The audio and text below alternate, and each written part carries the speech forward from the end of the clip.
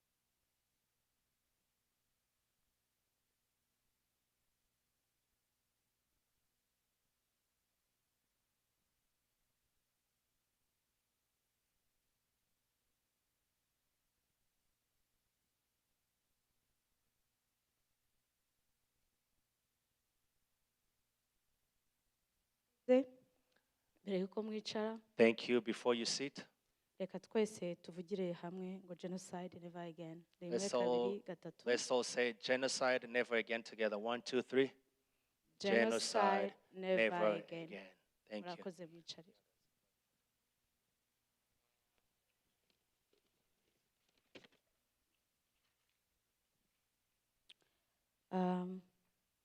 Igikorwa gikurikiyeho ni igikorwa cyo gucana urumuri rw'icyizere. The next program we're going to do the light of hope. Ngira ngo buri muntu wese yahawe buji yinjira. I believe each and everyone has the light, the candle. Ni umwanya mwiza wo kuyicana. Please, if you can light it on. He has a turn on thing down. Thank you.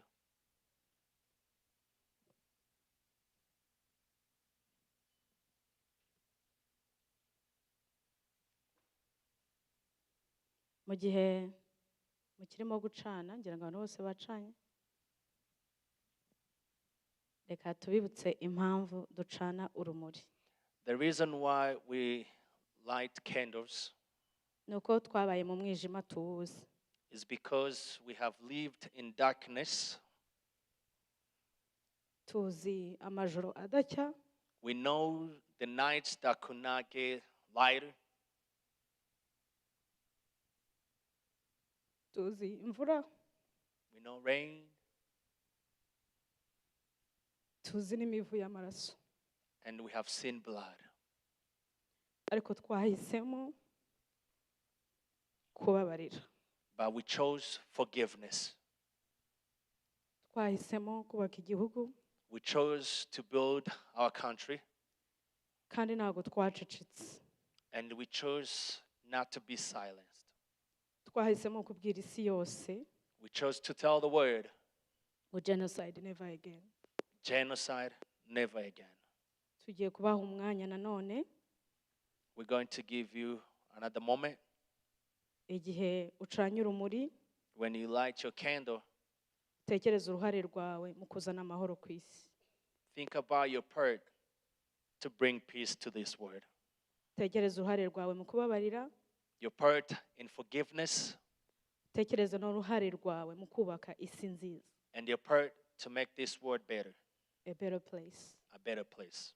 A place for everyone, Ahantu ha buri wese, a place that is inclusive, ahantu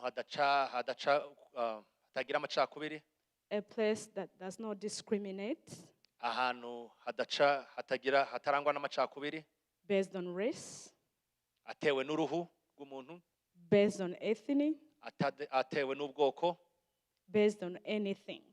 cyangwa se atewe n'ikintu icyo ari cyo cyose. Reka tubahe umwanya mucane urwo rumuri, muvuge ngo nanjye mfashe urugendo rwo gukura isi mu mwijima nkayijyana mu mucyo.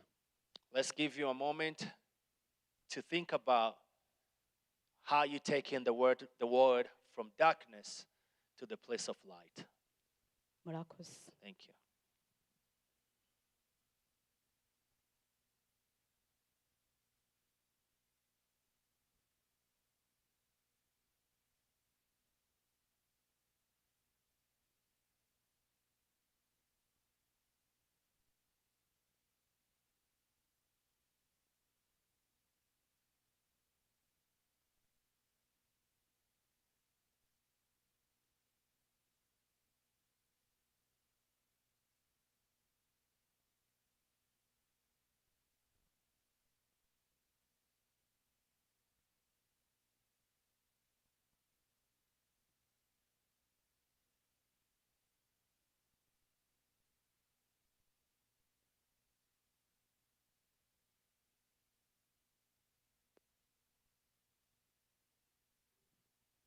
Tugeze mu mwanya mwiza nanone Next, wo kureba filime documentaire we have a documentary film yerekana amateka ya Jenoside that tells the history of the genocide ndetse na nyuma ya Jenoside mu Rwanda. before the genocide against Tutsi, during the genocide against Tutsi, and after the genocide against Tutsi in Rwanda. Reka dusabe abo muri kubanga bw'ibyuma, Let's call the media team, please, if you can play the hanyuma documentary. njyewe n'umusangiza w'amagambo Vice President wa Komisiyo ishinzwe Kwibuka Fabrice Nkunda I, myself, and Fabrice Nkunda, turabashimiye. we thank you so much. Turagaruka nyuma y'iyi movie. And we'll come back after this short documentary. Hagize umuntu ugira ikibazo cy'ihungabana kubera amashusho arimo, Due to the image we have on the screen or in that documentary, dufite counseling room, hari ahantu handitse ngo exit. if you feel uncomfortable or you have a problem, we have a counseling area back there, N'abashinzwe protocole namwe muhagarare mu myanya yanyu neza. and the protocol will help you. Murakoze, Thank naho you. mu kanya gato. For much of the world, Rwanda first existed in 1994. And yet, our story starts long before this. Before colonialism, Rwandans had a rich culture, one language, and the people were united around their own organic form of governance. This all changed when colonial powers chose to control Rwandans by ethnicity, creating division and conflict where none had existed previously. This division grew into hatred and violence, culminating in the genocide against the Tutsi, where over 1 million people were murdered in 100 days. tukabona interahamwe zirirukanka bambaye amashara zaba zifite ubuhiri zifite imipanga aho mu isoko zibyina nta ukanda burende bahiga abatutsi mbese mu buryo bukomeye. Muri Jenoside 94 banyiciye imiryango yanjye mu bana 9 nabyaye hasigayemo utwana 2. Abana ba Mariya 2 n'umugabo wa Mariya aho bose badusanze kuri barriere twe turagera kubica. This genocide was long planned by the government of the time, who used education and the media to divide Rwandans, creating the conditions for the genocide to happen. The preparation of the genocide and of the 100 days of killings happened in full view of the world, who stood by, watched, and did nothing. No one came to Rwanda's rescue. The killings were only stopped when the Rwanda Patriotic Front overthrew the genocidal government. From that moment, Rwandans began the long, hard road to recovery, healing, and reconciliation. Mu mwaka wa 2004 nibwo nafashe icyemezo cyo gusaba imbabazi Mariya. Mfati umwanzuro. Numvaga mvuga nti se wenda yaba ntari namusanzeyo kuko numvaga mfite ubwoba. Nkongera nkavuga nti se ubundi amaherezo yazaba yahe. Ngize amahirwe rero ubwo nuvuga ngo Mariya asanze ariyo. Nibwo namubwiye nti uko biri kose urabizi ngiye ndi mu bantu nyine bakwiciye ariko noneho ndagira ngo umpe imbabazi. Byagiye bigenda gahoro uko dusabana, uko duhura, uko tuvugana, uko twigishwa hace mu nyigisho nyinshi cyane. Ntabwo byari byoroshye. To heal the wounds of a nation where neighbors killed neighbors, and even some family members turned on each other, the new Rwanda had to find a way to deliver justice for the victims, which could manage the scale of the crimes, and could also heal the torn social fabric of our society. So, we turned to our history for the answer. We set up gacaca tribunals, a traditional form of community justice where citizens elected inyanga mugayo, men and women of integrity in their communities, who heard almost 2 million genocide cases. This not only ensured that justice was delivered, but also established the truth of the killings. Reconciliation could begin at last. Gacaca zimaze kugeramo abaturage tugakorana bari abafunguye bakaza bagashinjanya kanaka uwe kanaka twajyanye mu gitero uwe kanaka twajyanye mu gitero ngo kuko abakoze jenoside ngo kuko bagaragaye. Abenshi ro muri gacaca byatumye bamenya uko ababo bishwe barihangana baravyakira bamenya naho bajuguwe. We asked that the genocide survivors make huge sacrifices by putting aside their desire for retribution in favor of forgiveness and reconciliation. And we asked all Rwandans to leave the ethnic divisions in the past and embrace a future of Rwanda, where we are all Rwandan. Rwanda is still a work in progress. It is up to the next generations to learn the true story of our past, to protect against genocide, denial, and hate, and keep the memory and the lessons of our history alive. En fait, le négationnisme est en pleine expansion sur Internet, sur les réseaux sociaux, puis sur Twitter, Instagram, Facebook, TikTok. Le discours n'a pas changé. Certaines personnes vont par exemple prétendre que le génocide n'a pas été planifié, mais que les gens se sont mis en colère et ont commencé à tuer. Il faut qu'on soit plus nombreux à protéger la vérité, à protéger l'histoire du génocide contre les Tutsis sur ces plateformes-là. For our friends around the world, we thank you for continuing to stand with us and ask you to share Rwanda's story and what we've learned about division and reconciliation at a time when the world seems increasingly more fractured.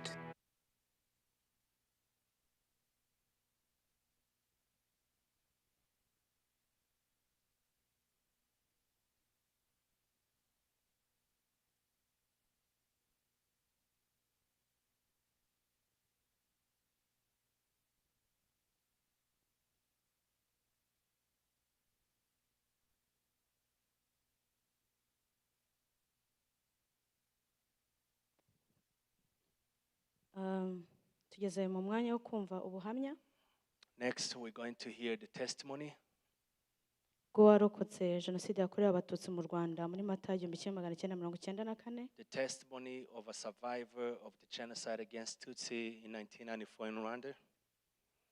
Iyo turi gutanga ubuhamya dusaba abantu ko bihangana, hari igihe biba bigoye kubyumva. It's a very hard time, and we ask people to stay strong. Impamvu rero dugira abatanga ubuhamya reka nyibabwire munayimenye. The reason why we bring the testimonies Nuko hari abantu bajya bita Jenoside andi mazina. is because we have people who call genocide against Tutsi, but they call them other names.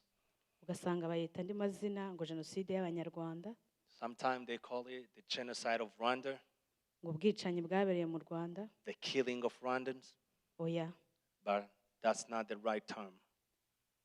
izina The name and the right term ni Jenoside Yakorewe Abatutsi mu Rwanda. is genocide against Tutsi in Rwanda. Murakoze. Thank you. Reka duhe umwanya umutangabuhamya Nzogera Ezekiel, ni karibu. Welcome for me, Janvier Nzogera and Ezekiel. Janvier Ezekiel Nzogera.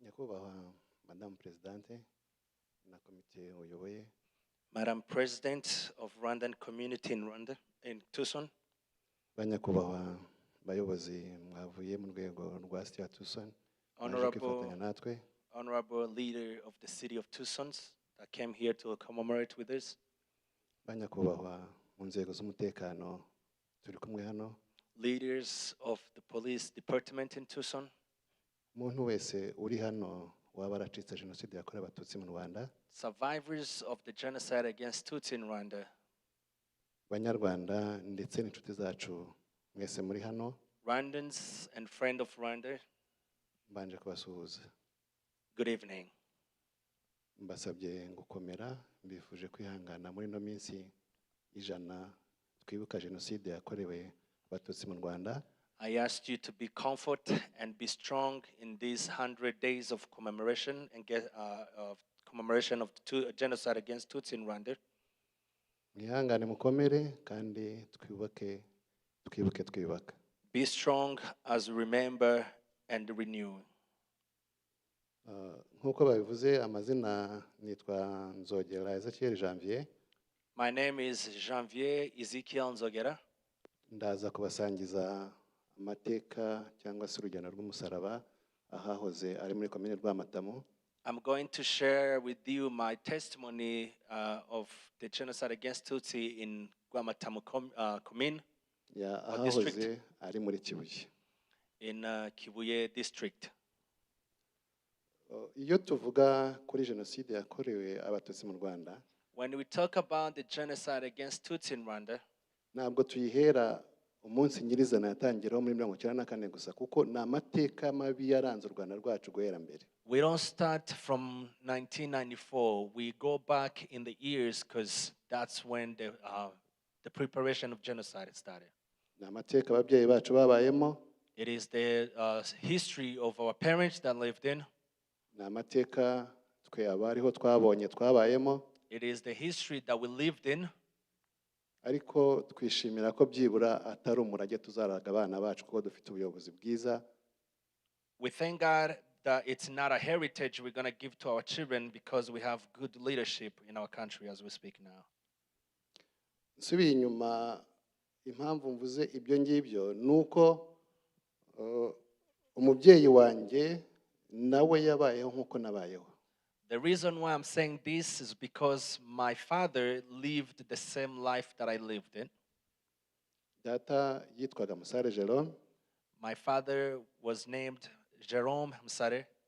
Ariko kubera amateka mabi yaranze igihugu nkuko nabivuze, namusanze ari wenyine. But because of the history of my country, my father was remained alone. Ntabwo nzi data wacu. ntabwo nzi nyogokuru, sinzi sogokuru byara mama, nta nundi muntu numwe nzi wigeze uvukana na data, namusanze ari wenyine. I don't know my uncles, I don't know my aunties, I don't know none of my grandpas. I grew up finding my father living alone.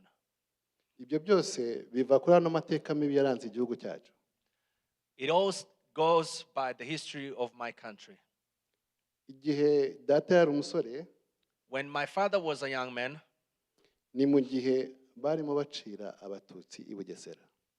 It was the time they were killing Tutsi in Bugesera district. Ubundi kavukire hari Karongi. His birthplace was Karongi district. Niba harabazi iriya nkambi yo ku Kiziba. For those who know, in Rwanda there is a camp in Kiziba. Niho umuryango wa data wose wari utuye. That's where my whole family, my dad's family, were living. Ku gasozi gita Rwagisake. On the place called Rwagisake.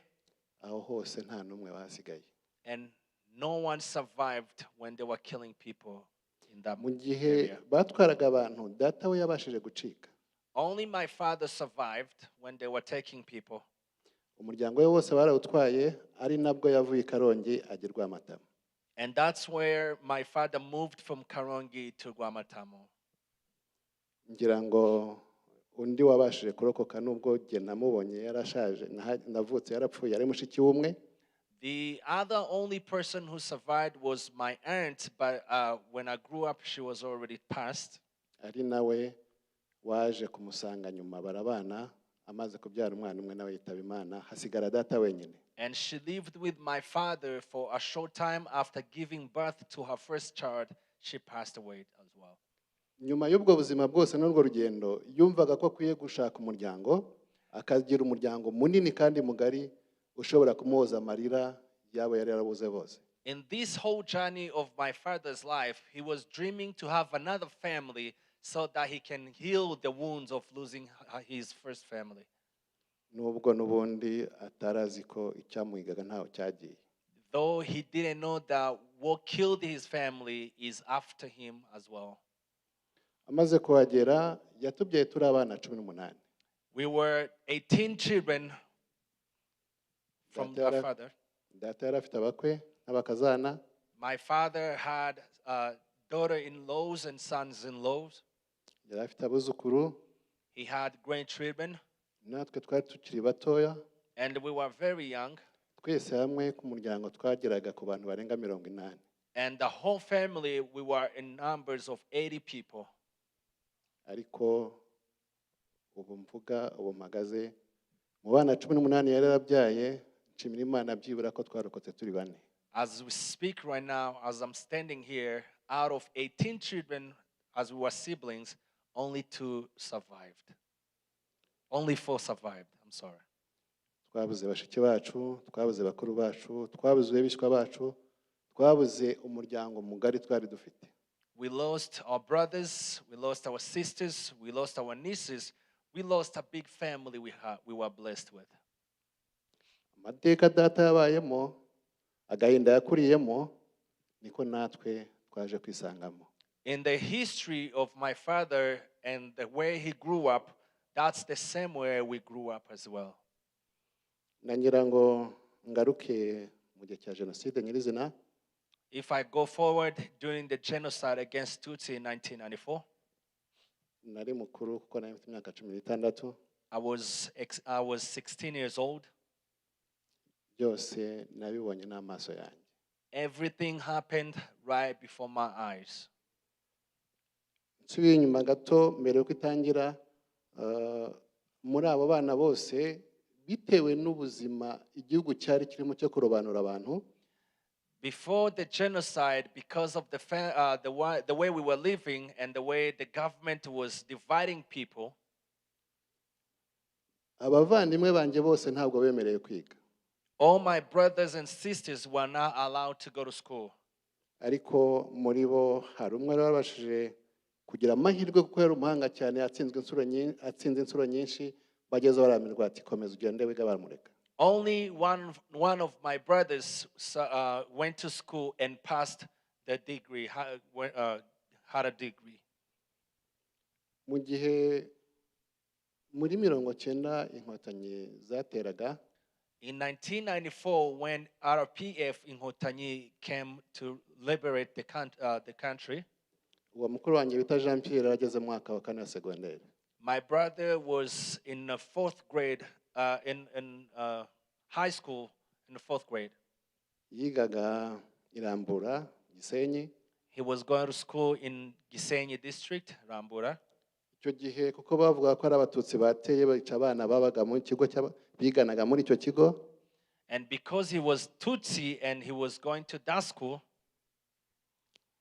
we yaratorotse ntiyabasha kwishwa asubira iwacu aho twavukaga. he managed to escape and came back home. Ubwo hari muri 1991. That was in 1991. Kuva icyo gihe ntabwo yigeze asubira kwiga nubwo yabisabye kenshi ariko baravuze ngo ubundi umututsi yemererwa kwiga gute. Since then, he was not allowed to go back to school just because he was a Tutsi. Reka nihute ngere mu gihe cya Jenoside nyirizina. So during 1994, during the genocide, ubwo indege ya Habyarimana yari maze guhanurwa, after the airplane of President Habyarimana was shut down, nubwo twari mu cyaro dutuye kure cyane nta n'ahantu duhure na politike ndetse tutaba hafi y'umujyi wa Kigali ngo tube dufite amakuru ahagije kuri ibyo, though we were far away from the city of Kigali and we were not related to any political stuff that was going in the country, umupango cyangwa se byari byateguwe byo kwica abantu byari byaramaze gushyirwa ku murongo ku buryo byatangiye kutugeraho ingaruka muri iryo joro. The plan of killing Tutsi was planned before the falling of the airplane, because we start seeing people being killed right after the plane was shut down. Ndibuka ko iryo joro twaraye mu ishyamba. I remember that night we spent the night in the forest. Itariki ya 8 n'iya 9 turaramo. On the 7th and 8th we spent the night in the forest as well. Ndetse no ku itariki ya 10. And then on the 10th as well. Twaragendaga tukararayo ariko mu gitondo twagaruka mu rugo. We will go and spend the night in the forest and come back home during the day. Itariki ya 11 nimugoroba, in the evening of the 11th April, nibwo haje umuturanyi wacu aratubwira ati nyamara nubwo muri mu rugo gahunda yo kwica abatutsi yararangiye mukuye kuva hano mugahungira kuri komini niho musanga abandi bantu benshi byibura muri kumwe nabo. That's when one of our neighbor came to us and told us there is a plan to kill everyone here. It's good for you to escape and go to the district office, because that's where most of Tutsi are going. Twajyanye n'umuryango wose ariko hasigara wa mukuru wanjye umwe wahoze ari umunyeshuri aravuga ngo arisha hafi yo mu rugo. We all left home going to the district office. Only my big brother, the one who was going to school, left behind at home. Twagezeyo dusanga abantu benshi cyane. When we got to the district office, there was a lot of people. Hari ikigo cy'amashuri bita Nyakanyinya, hari ibiro by'umurenge by'akarere ka Rwamatamu. Close to the district office, there was a high school around there. Ndetse hari n'urusengero rw'Abadiventiste. And the Church of Adventist of the Seventh Day. Abantu bafungura urusengero binjiramo, bafungura amashuri binjiramo, hemererwaga kwinjiramo abagore n'abana gusa kuko abantu bari benshi cyane bavuga ati byibura abagabo musigare hanze. People find a place to stay in churches and schools, and only women and children were allowed to go inside because we were very big in number, and men stay behind outside. Twarayaho bukeye mu gitondo umubyeyi wanjye aravuga ati rero bana banjye twaje hano kandi nta byo kurya dufite, mwihangane musubire mu rugo mukingure inzu muzane ibyo kurya dutekere hano turebe ko barumuna banyu nabo babaho.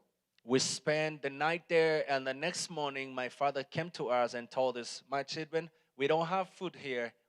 One of you or a couple of you go back home and bring food so we can cook here and share the meal. Najyanye na mukuru wanjye nakurikiraga. I went with my big brother. Dusubira aho twavukaga. we went back home. ntabwo rwari urugendo rurerure cyane, rwari urugendo hafi nk'isaha imwe n'amaguru. It was not a long trip to go there. It was about 1 hour to walking by foot. Twagezeyo turafungura, dufata ibyo twagombaga gufata byo guteka. We went there and we brought the food that we were supposed to bring. Ariko mu gihe twari tutarava aho ngaho, abaturanyi bacu b'abatutsi bari ruguru twumva batangiye kubatemagura. But before we leave the home, our neighbors who were across the house, we start hearing them screaming. Twafashe ibyo twari dushoboye vuba twiruka dusubira kuri komine. We took what we were able to take from home and we went back to the district office. Ariko uko twagendaga niko twahuraga deja n'abamaze gukomereka kuko bo imirambo yo yari myinshi yuzuye inzira. On our way, we could see a lot of bodies laying down on the street. Those were people who were already killed. Twagezeyo twatekerereza ibyo twabanye mu nzira. When we got to the district, we told the people there what we saw. Ndetse tubabwira ko aho twari twizeye amakiriro ntayo turi buze kuhabonera. And we told them this place is not safe. Ngira ngo impamvu ababyeyi bacu bari bahisemo ko duhungira aho ngaho nuko no muri 1992 hari abatutsi bari barishwe abandi bahungiraho babasha kurokoka basubira mu miryango yabo. The reason why a lot of people believed to run to the churches is because in 1992, when Tutsi were killed, some people went to the churches and they survived. Iyi nshuro rero umugambi wari warageragejwe mbere muri 1992 nibwo wari uteguye gushyirwa mu bikorwa ntaho kurokoka wari ugihari. But this time it was different because in 1992 was just a trial, but this time they wanted to finish us all. Twashyikirije umubyeyi wacu ibyo kurya agerageza guteka. We brought the food, we tried to cook. Ariko imirenge yari tuzengurutse n'imisozi yari turengurutse yose twabonaga amazu y'abatutsi atwikwa, abantu baza baboroga, ababashije gukomereka ntibapfe baza badusanga aho turi. And where we were, we could see houses around us getting burned, and people who survived the killing, they were coming toward us. Uwo munsi ku manywa hafi nko mu masaa 7 nibwo haje umucuruzi umwe wakoreraga hariya mu mugonero witwa Ruzindana. Around 1 p.m., one of the businessmen came to us. Yaraje kureba abantu bahari uko bangana. He was coming there to see how many people are in that area. Yarazengurutse asa n'utubara kuko nitwara abantu benshi bagera mu 12 ntihari kutubara ngo dushobore, ariko azenguruka umuhanda wasaga naho uzengurutse aho turi hose. He tried to surround us, try to count us, but we were over 12,000 people. He could not count us all. Arangije aragenda, ntabwo twari tuzi mu by'ukuri impamvu imuzanye cyangwa no kuzengurukaho n'imodoka ye. We didn't know why he's there. We didn't know why he's surrounding us. And after doing that, he left. Kubera ko twari abantu benshi cyane, ntabwo intera hamwe zashobora kutwica zonyine ngo zidushobore. And because we were so many, the perpetrators were not able to kill us all.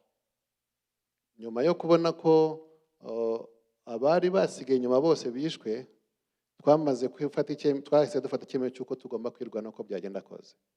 We made a decision to fight for ourselves because we got to know that other people who left behind their homes, they were all killed. Twakoze icyo nakwita nk'uruziga, abagore n'abana bajya hagati, abasore n'abagabo bazenguruka bakikije bababyeyi n'abana. We made something like a circle surrounding the compound, men and young men around, and we left the women and children in the middle. Wa mugabo w'umucuruzi wari waje kureba uko tungana Ruzindana. The businessmen who were there to see how many we are, his name was Ruzindana. Yari yagiye gukangurira abahutu bo mu miryango mu midugudu yacu no mu mirenge yacu kuza kuri komine kuko ari abatutsi bose bahungiye. He went to call out the Hutu people who were perpetrators, who were killing us, and tell them that we were at the church and come to kill us. Baje ari benshi n'imihoro n'ibipanga n'amacumu n'intwaro gakondo zose zo kutwica. They came in numbers with machetes, with spears, and all kinds of traditional weapons to kill us. ariko kuko natwe basanze twamaze kwitegura kuko byagenda kose tubirwaneho, But because we were ready to fight for ourselves, byabananiye kutwinjiramo. they could not fight us. Icyo twakoraga twafataga amabuye, ushatse kwinjira no murongo ateme tugatera amabuye. What we could do was we were gathering stones and we were stoning them. Babonye ntacyo bari bukore, bahamagaye abajandarume n'abapolisi bari bavuye ku Kibuye. When they saw that they cannot break our circle, they went to call the police and other army to come with weapons. Mu gihe cya saa kumi n'igice hafi saa kumi n'imwe, Around 4:30 and 5 p.m., nubwo bagenzi bacu bari basiganye bari bahuye n'urugendo rwabo rw'umusaraba mbere, ariko ubwacu nibwo bwari rutangiye. that's when our journey started of surviving. Haje imodoka esheshatu zuzuye abapolisi n'abasirikari n'abajandarume n'imbunda ndetse ziremereye. There comes 6 cars full of policemen, army with great weapons. Bafashe abantu bari begereye ibiro by'umurenge, ubu ni umurenge icyo gihe hari komini, barabirukana twese baduhindira hamwe tujye hahandi ku rusengero no kuri ya mashuri.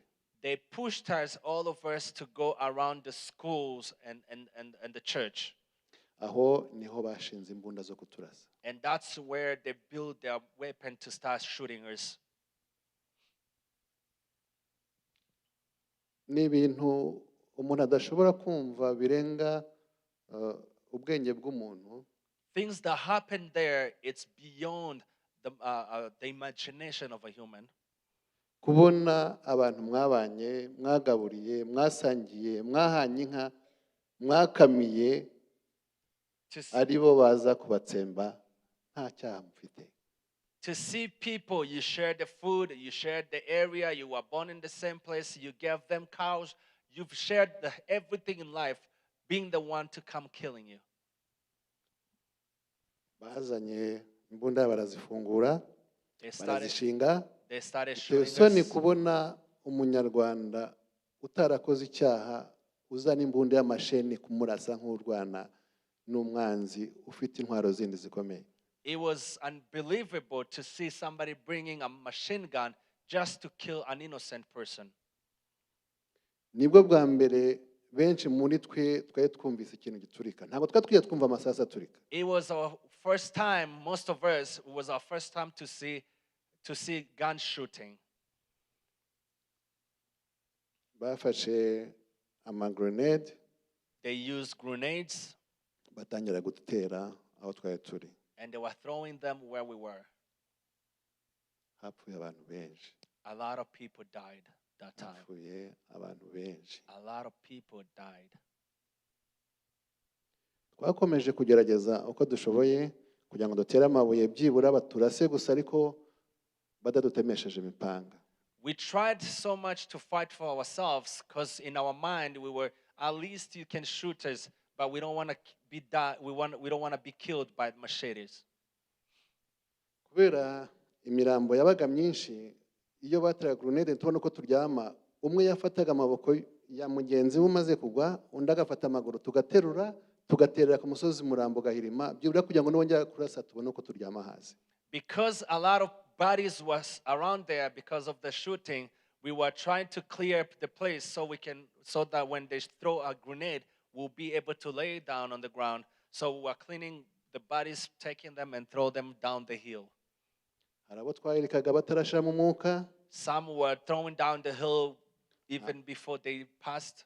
ariko twari tumeze nk'abataye ubwenge natwe nta mahitamo twari dufite. But we were out of our mind. We didn't even know what we were doing. Our mind was just in survival mode.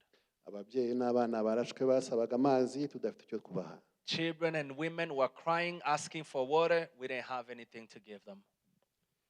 Wa mukuru wanjye nakurikiraga twari twajyanye, My brother whom I went with to get the food, umuryango wacu niwe warashwe mbere. he was the first person to get shot in my bateye family. grenade yinjirana n'ishati yari yambaye ariko ntiyahita apfa. grenade yinjirana n'ishati yari yambaye ariko ntiyahita apfa. They threw a grenade and got him on the chest, but he didn't die right away.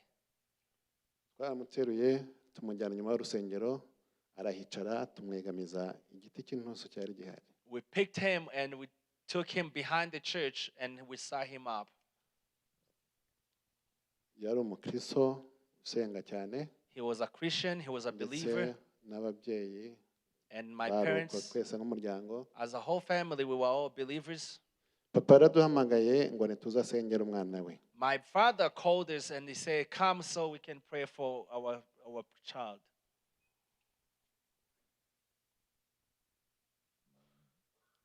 Twaraje turamwegera. We came closer to him Papa arasenga. and my father started praying. Arangije wa mukuru wacu adusezeraho. And then my brother said a goodbye words, a farewell words to us. Buri wese yamufashe mu kiganza. We were all holding his hands. Maze arambwira ngo niwe twakurikiranaga. And he told me, you are my little brother. Niba naraguye mu cyumba barire. If I have ever done anything, please forgive me. Niba nawe warampemukiye ndakubabariye. And if you have ever done anything, I forgive you as well. Tuzahure mu gitondo cy'umuzuko. Let us all meet together in heaven.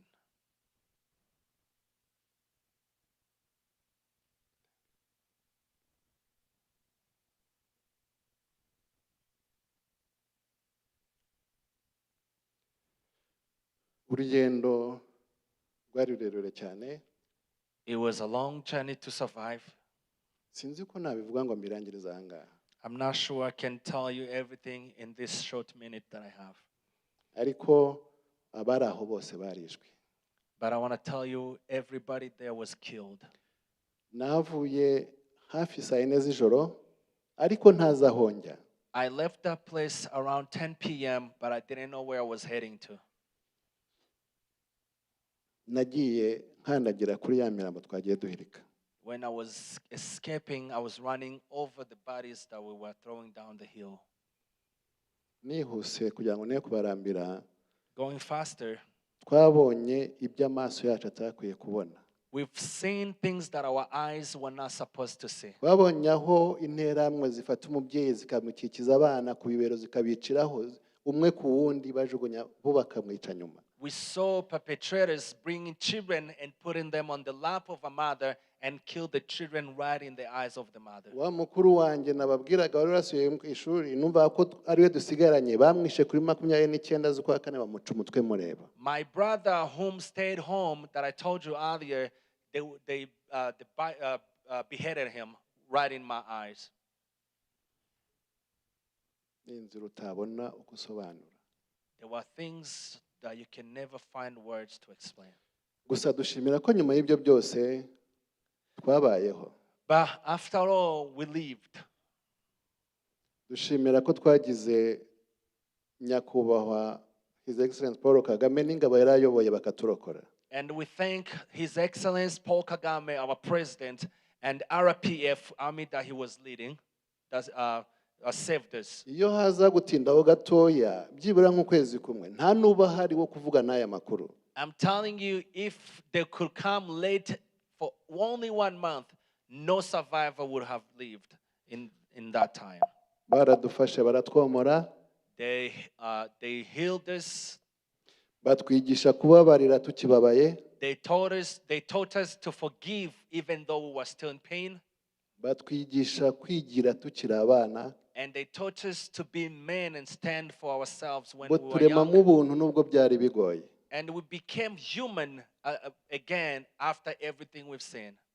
Abana bareraga abana bagenzi babo nabo batarigeze barerwa. Children were raising their brothers when they were young.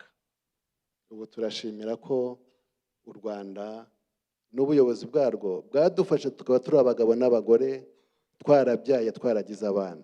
Now we thank our government who helped us, and now we build our own family. We have children as well as we speak.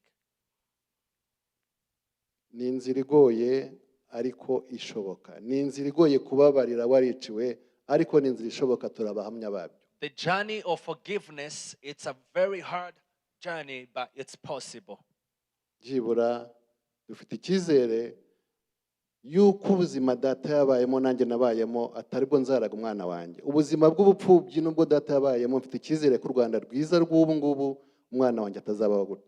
Our hope is that the life my father lived and the life I lived, it will never be the life for our children. Nihuse kugira ngo ne kubarambira, Concluding, ndasoza n'ubundi nshimira. I want to thank Nta buryo buhari na bumwe bwashimira inkotanyi ibyo zakoze. I don't have words to express the big thanks that I have to the RPF in Hatanzwe. Benshi basize ubuzima bwabo mu rugamba rwo kudukiza. A lot of them died in the journey of liberating the country. None ubu twebwe turiho. And now we live. Icyo nsaba ni ukugira ngo ubumwe twigishijwe, urukundo twatojwe, uburyo igihugu cyacu kidusaba kubaho, tubukomeze kandi tuvuge ngo never again. What I ask the Rwandans is to be unified, be one, have love, and follow the teaching of the government that they are teaching us. Imana ibaho umugisha. May God bless you. Thank you. arakoze nzogera Thank you. Ezekiel Janvier, Thank you, Janvier Nzogera, Ezekiel. kandi urakoze kuvuga ku kintu cyo kubabarira. Thank you so much for pointing to something called forgiveness. Tugeze mu mwanya mwiza Next, wo kumva ijambo rya Jennifer Ellen uhagarariye Pima County. we're going to hear the remarks by Jennifer Ellen from the chair of Pima County. Niba yiteguye If she umwanya is n'uwanyu. ready. Welcome, Ellen.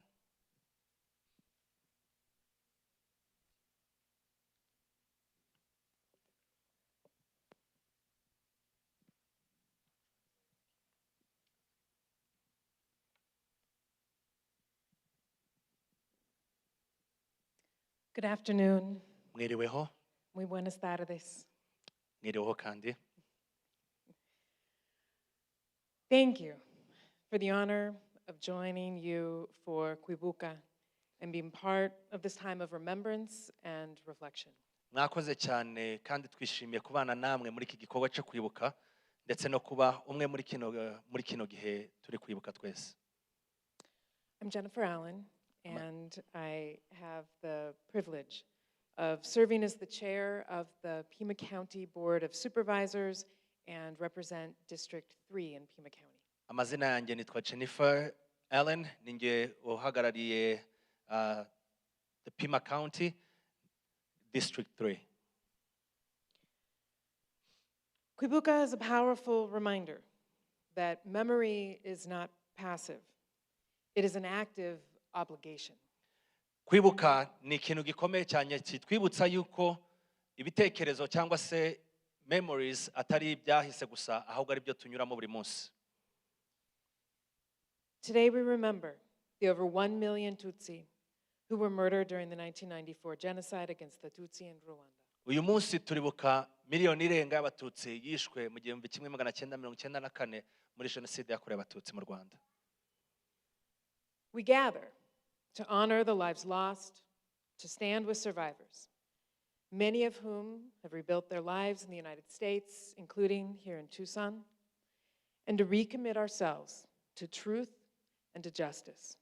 Turibuka kandi duhesha icyubahiro imiryango y'abazize Jenoside Yakorewe Abatutsi mu Rwanda kandi dukomeza abacitse ku icumu mu gihe cya Jenoside Yakorewe Abatutsi mu Rwanda, bamwe bari hano muri Amerika cyane cyane muri Tucson. As an elected official in Pima County, I believe deeply that remembrance must be matched by responsibility. Nk'uwatowe kuyobora Pima County, ntekereza cyangwa se nemeza ko kwibuka bigomba kujyana n'inshingano. And that responsibility lives not only in national or international institutions, kandi ntekereza ko izo nshingano zitari izo mu gihugu gusa ahubwo n'iz'amahanga thank you. It lives at the local level too. Ndetse no ku batuye aka karere. It lives in our schools, our neighborhoods, our public spaces, and in the leadership and the policies of local governments like ours. Ni inshingano zigendera aho dutuye, amashuri twigamo, abaturanyi duturanye nabo, aho tugenda hose, ndetse n'igihugu n'ubuyobozi bw'igihugu turi kumwe nabo. Nk'iki turimo. So, first, we must take the responsibility to commit to truth. Icyambere tugomba gufata inshingano zo kuvuga cyangwa se kuba mukuri. The genocide was not a civil war. It was a deliberate, organized attempt to exterminate the Tutsi population. Jenoside yakorewe Abatutsi ntago ari intambara. Ahubwo ni jenoside yateguwe ndetse ishyirwa mu bikorwa yo kwica abaturage b'Abatutsi b'Abanyarwanda. And today, genocide denial continues to harm survivors, be it indigenous communities, the Holocaust, or in Gaza, through distortion and revisionism. Uyu munsi abahakana jenoside bakomeza bababaza abacitse ku icumu mu buryo butandukanye, yaba ari Holocaust yakorewe Abayahudi, yaba muri Gaza ndetse n'ahandi hose ku isi. As county leaders, we can ensure that our institutions use accurate language and stand firmly against misinformation of any kind. Nk'umuyobozi wa county ndahamagarira abantu gukoresha imvugo y'ukuri cyangwa se imvugo nyayo yo kwita iyi jenoside yakorewe Abatutsi, ndetse tugahagarara turwanya abatanga amakuru atariyo kuri jenoside yakorewe Abatutsi mu Rwanda. Second, we must take the responsibility to commit to education. Icya kabiri tugomba gufata inshingano zo kwiga. Many in southern Arizona have never learned the history of the genocide against the Tutsi. Abenshi mu batuye Arizona ntago bazi amakuru ku bijyanye na jenoside yakorewe Abatutsi mu Rwanda. As a county supervisor, I see opportunities to support community organizations, libraries, educators, and cultural institutions in bringing this history to the public so it is taught with accuracy, empathy, and integrity.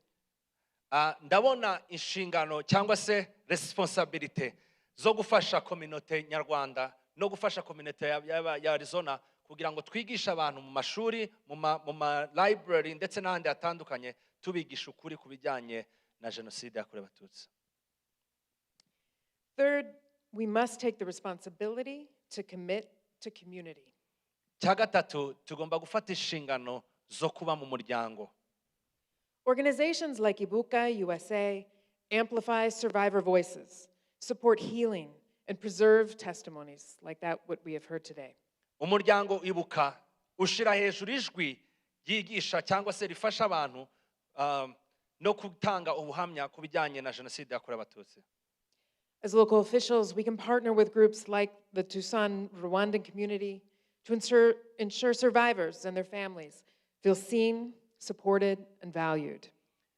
Nk'abayobozi dufatikanye na community y'Abanyarwanda dukorera hamwe kugira ngo dufashe abacitse ku icumu kugira ngo bumve ko tubabona kandi tubafasha muri byose. We can help create spaces, public and civic, where remembrance is welcomed and protected. Ndetse dushaka kubafasha kugira ngo tukreye ahantu abantu bose bahurira kugira ngo bibukirane hamwe ndetse banafashanye kugira ngo bazamurane. Fourth, we must take the responsibility to commit to fighting hatred in all its forms. Icya kane tugomba kugira inshingano zo kugira ngo turwanye urwango mu shusho iyo ari yo yose. The genocide was built on decades of dehumanization and division. Jenoside yakorewe Abatutsi yarateguwe kugira ngo itsinkamire cyangwa se ikureho ubwoko ndetse n'amacakubiri. Here in Pima County, where we share 130 miles of border with our neighbor in Mexico, We know the cost when any group is targeted, excluded, or vilified. hano muri Tucson muri Pima County aho dusangiye imbibi n'igihugu cya Mexique tuzi neza kwicwa uzize icyo uri cyo. Whether the hate is based on ethnicity, race, religion, nationality, or any identity, local leaders have a role to play in ensuring that our policies, our rhetoric, our actions reject hate and uphold human dignity. Urwango rushingiye ku ruhu, kuri religion, kuyobokamana ndetse na nationality. N'ubwenegihugu bwose nk'ubuyobozi tubirwanyereje kure cyangwa se tubirwanya kure mu rwego rwo kugira ngo duharanire uburenganzira bwa muntu. And finally, we must take the responsibility to commit to showing up. Icyanyuma tugomba gufata inshingano zo kuhaba. Kwibuka reminds us that remembrance itself is a form of action. Kwibuka bitwibutsa cyangwa se bitwibutsa yuko ari ikimenyetso cyangwa se cyo gushira mu bikorwa. By being here, we commit ourselves to a world where such atrocities never happen again. Kuba kwacu hano duhagararanye namwe tuvuga ngo ntibizongere kubaho kundi. We join survivors and their families in saying, we remember, we honor, we will not look away, and we will stand for truth and justice. Duhagararanye n'abacikacumu n'abarokotse Jenoside Yakorewe Abatutsi ndetse n'imiryango tuvuga ngo twibuke twiyubaka ndetse ntabwo tuzangira kureba inyuma ukundi ahubwo tuzahagarara ku kuri n'ubutabera. Rwanda today stands as a testament to resilience, reconciliation, and rebuilding. U Rwanda uno munsi ni ikimenyetso cy'ubumwe no kwigira. Thank you. It shows us that healing is possible and that unity can grow even from the darkest moments in history. U Rwanda ni ikimenyetso cyerekana yuko gukira bishoboka ndetse kwiyunga hamwe nabyo bishoboka ndetse unavuye no mu bihe by'umwijima nk'ibyo twanyuzemo. It also challenges the rest of us, far from Rwanda geographically, to learn from this history and apply its lessons in our own communities and our own government. Ndetse ni isomo rikomeye cyane kuri twebwe nubwo turi kure y'u Rwanda ariko ni isomo ritwibutsa yuko tugomba guhagararana nabo. As a Pima County Supervisor, I take that challenge seriously. I pledge to work with you, to listen, to learn, and to ensure that our county is a place where truth is protected, where survivors are supported, and where the lessons of the genocide against the Tutsi guide us forward with justice, compassion, and unity.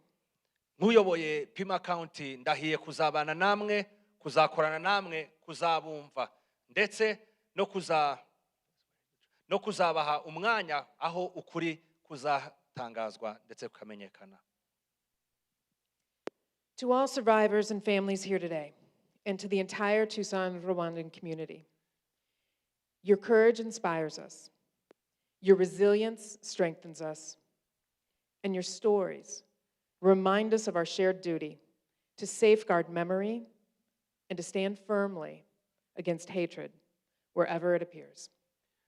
Ku barokotse Jenoside Yakorewe Abatutsi, ku miryango ndetse n'abanyarwanda bose, umwete wanyu uratwigisha ndetse guhagarara kwanyu kudutera imbaraga. Amateka yanyu atwibutsa yuko dufite inshingano zo kubungabunga ndetse no kurinda ibyasigaye nyuma ya Jenoside Yakorewe Abatutsi. Kwibuka, we remember, we honor, and together we build more peaceful communities. Thank you. Kwibuka, turibuka, twiyubaka, ndetse twubaka na community ishingiye ku mahoro. Murakoze. Thank you.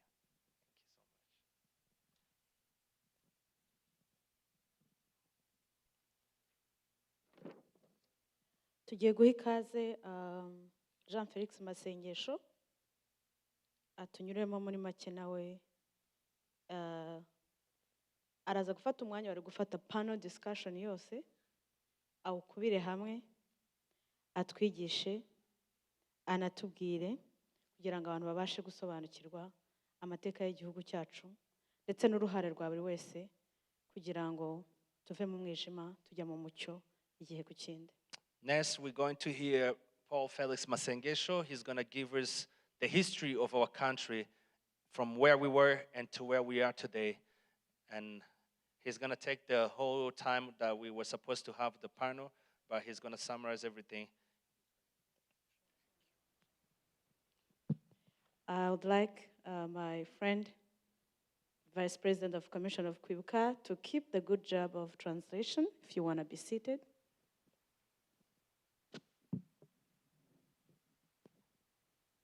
Mwiriwe mwese. Good evening. Reka mfata aka kanya mbasabe kudadira. Let me take this moment and tell you to stay strong.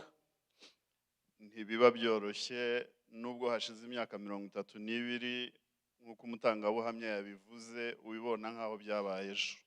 Though it has been 32 years, it seems like it happened yesterday. Aricyo gituma ababaye muri uru rugendo rukomeye. For that reason, the people who survived in this long journey, ntibiba byoroshye kugira amagambo yo kubakomeza uvuga. It's not easy to find the right words to comfort you. Kuko uretse kubana nabyo nta kindi wabikoraho. Because only to live with the wounds, there is nothing else you can do. Jenoside Yakorewe Abatutsi mu Rwanda. The genocide against Tutsi in Rwanda. Yarateguwe. It was prepared. Ishyirwa mu bikorwa. And it was done. Mu gihe cy'imyaka myinshi nk'uko byavuzwe. For a long time, as they said. Reka mvuge ko kimwe mu bihugu muri kariya karere cy'iwacu kitaremwe n'amaboko y'abakorona ari u Rwanda. Let me tell you that one of the few countries in the East region that was not made by the colony, it was Rwanda. Izina u Rwanda ubwaryo turikomora ku bintu bibiri. The name Rwanda comes from two verbs. Biri mu nshingano y'abakurambere dukomokaho. These come from our ancestors. Bikaduha imirimo ikomeye cyangwa se inshingano zo kubaho. And it gives us the responsibilities to live. Niyo mpamvu ridahinduka. That's why the name Rwanda never changed. Kuko bisobanura kwanda. Because the word Rwanda comes from the verb called kwanda. Kwanda bikaba bivuze kwaguka. And kwanda means to expand. Uko kwaguka ni ku butaka birumvikana. Expanding means on the land, expanding the land.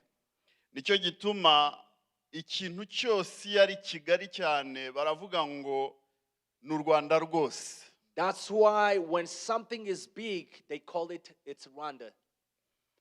N'u Rwanda rwose. It's a whole Rwanda. It's whole Rwanda. It's a whole Rwanda. Nukuvuga iki rero? What does that mean? Nukuvuga ko icyo gice cyo kuba tugomba kwaguka.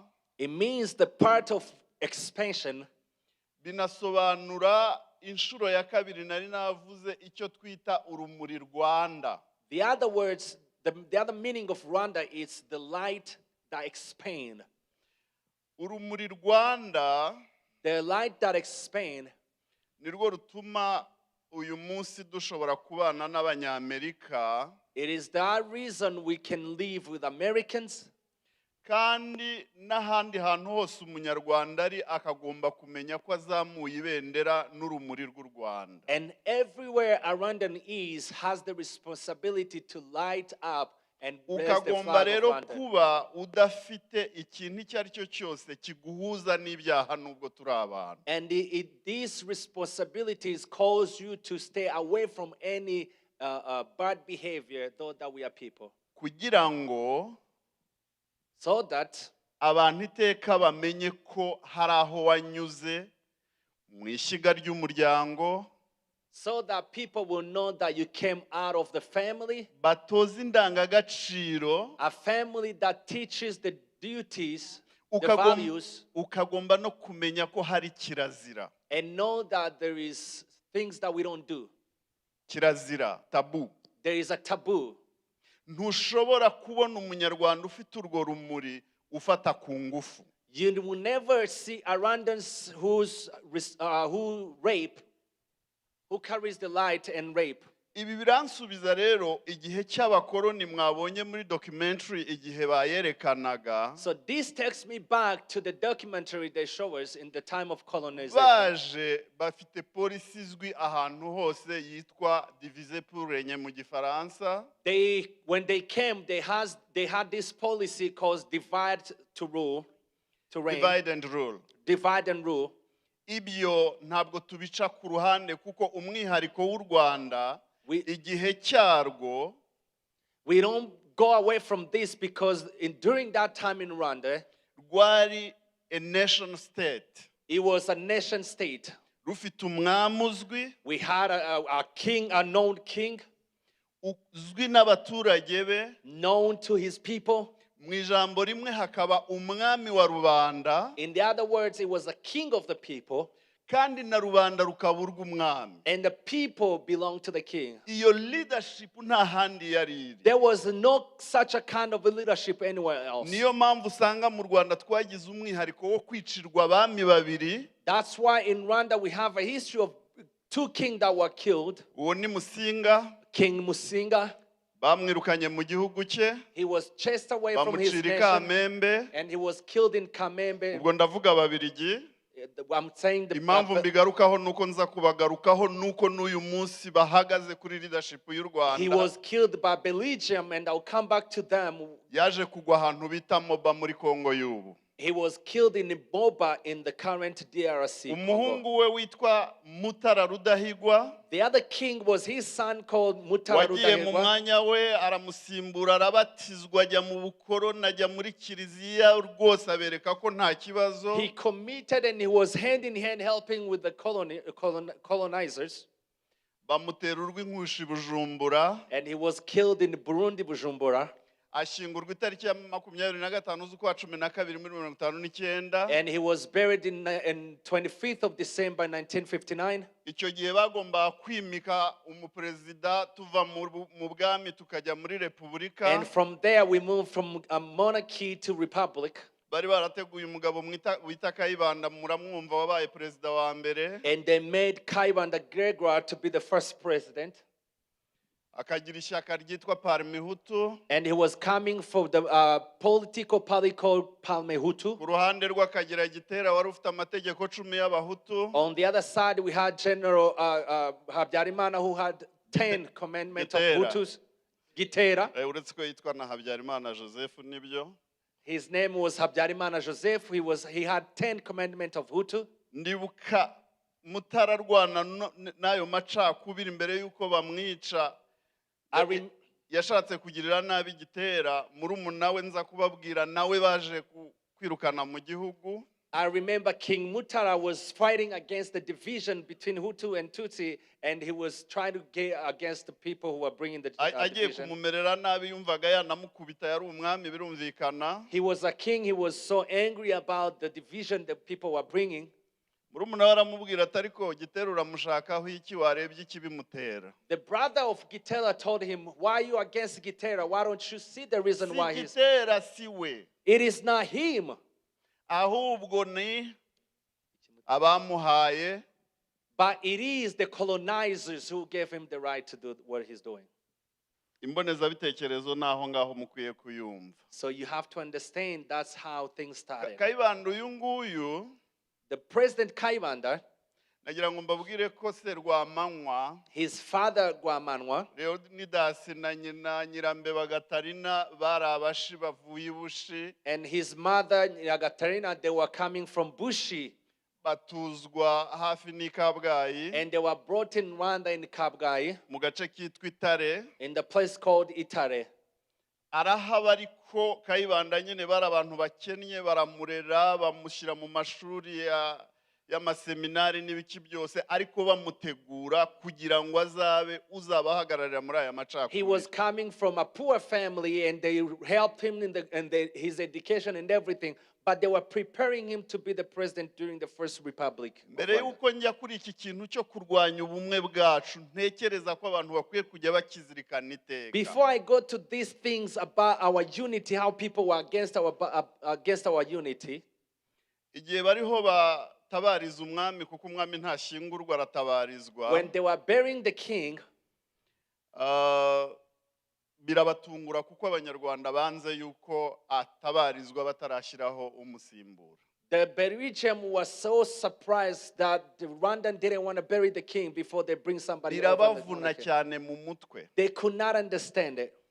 Bibavuna kuko abanyarwanda baravuze bati ntabwo bishoboka. The Rwandans say it's impossible. Reka mbabwire ko Hutu Tutsi twa byari biriho ntibyazanwe n'abakoloni. Let me tell you, Hutu, Tutsi, and Twa, it was there before the colonization. Ariko ubusobanuro byahawe n'ababirigi ntaho bihuriye. But the Belgium translate these terms in different ways. Kuko indirimbo Umututsi yateraga, because the song that Mututsi will sing, Umuhutu yarayikirizaga, the Hutu will answer the same song, hanyuma Umutwa akayibyina. and the Twa will dance the byari song. bigize icyo twita inyabutatu. So this was the unity of Noneho Rwandans. bikaba bisobanuye imibereho ya buri munsi ya buri muntu. And these were the class, the Ibyo class of the rero people. kubihindura amoko, So for the Belgium to make it a tribe, byateje ikibazo gikomeye. Ahari bamwe muri batoya ntimubizi cyangwa n'abandi ntibakurikira amateka, ariko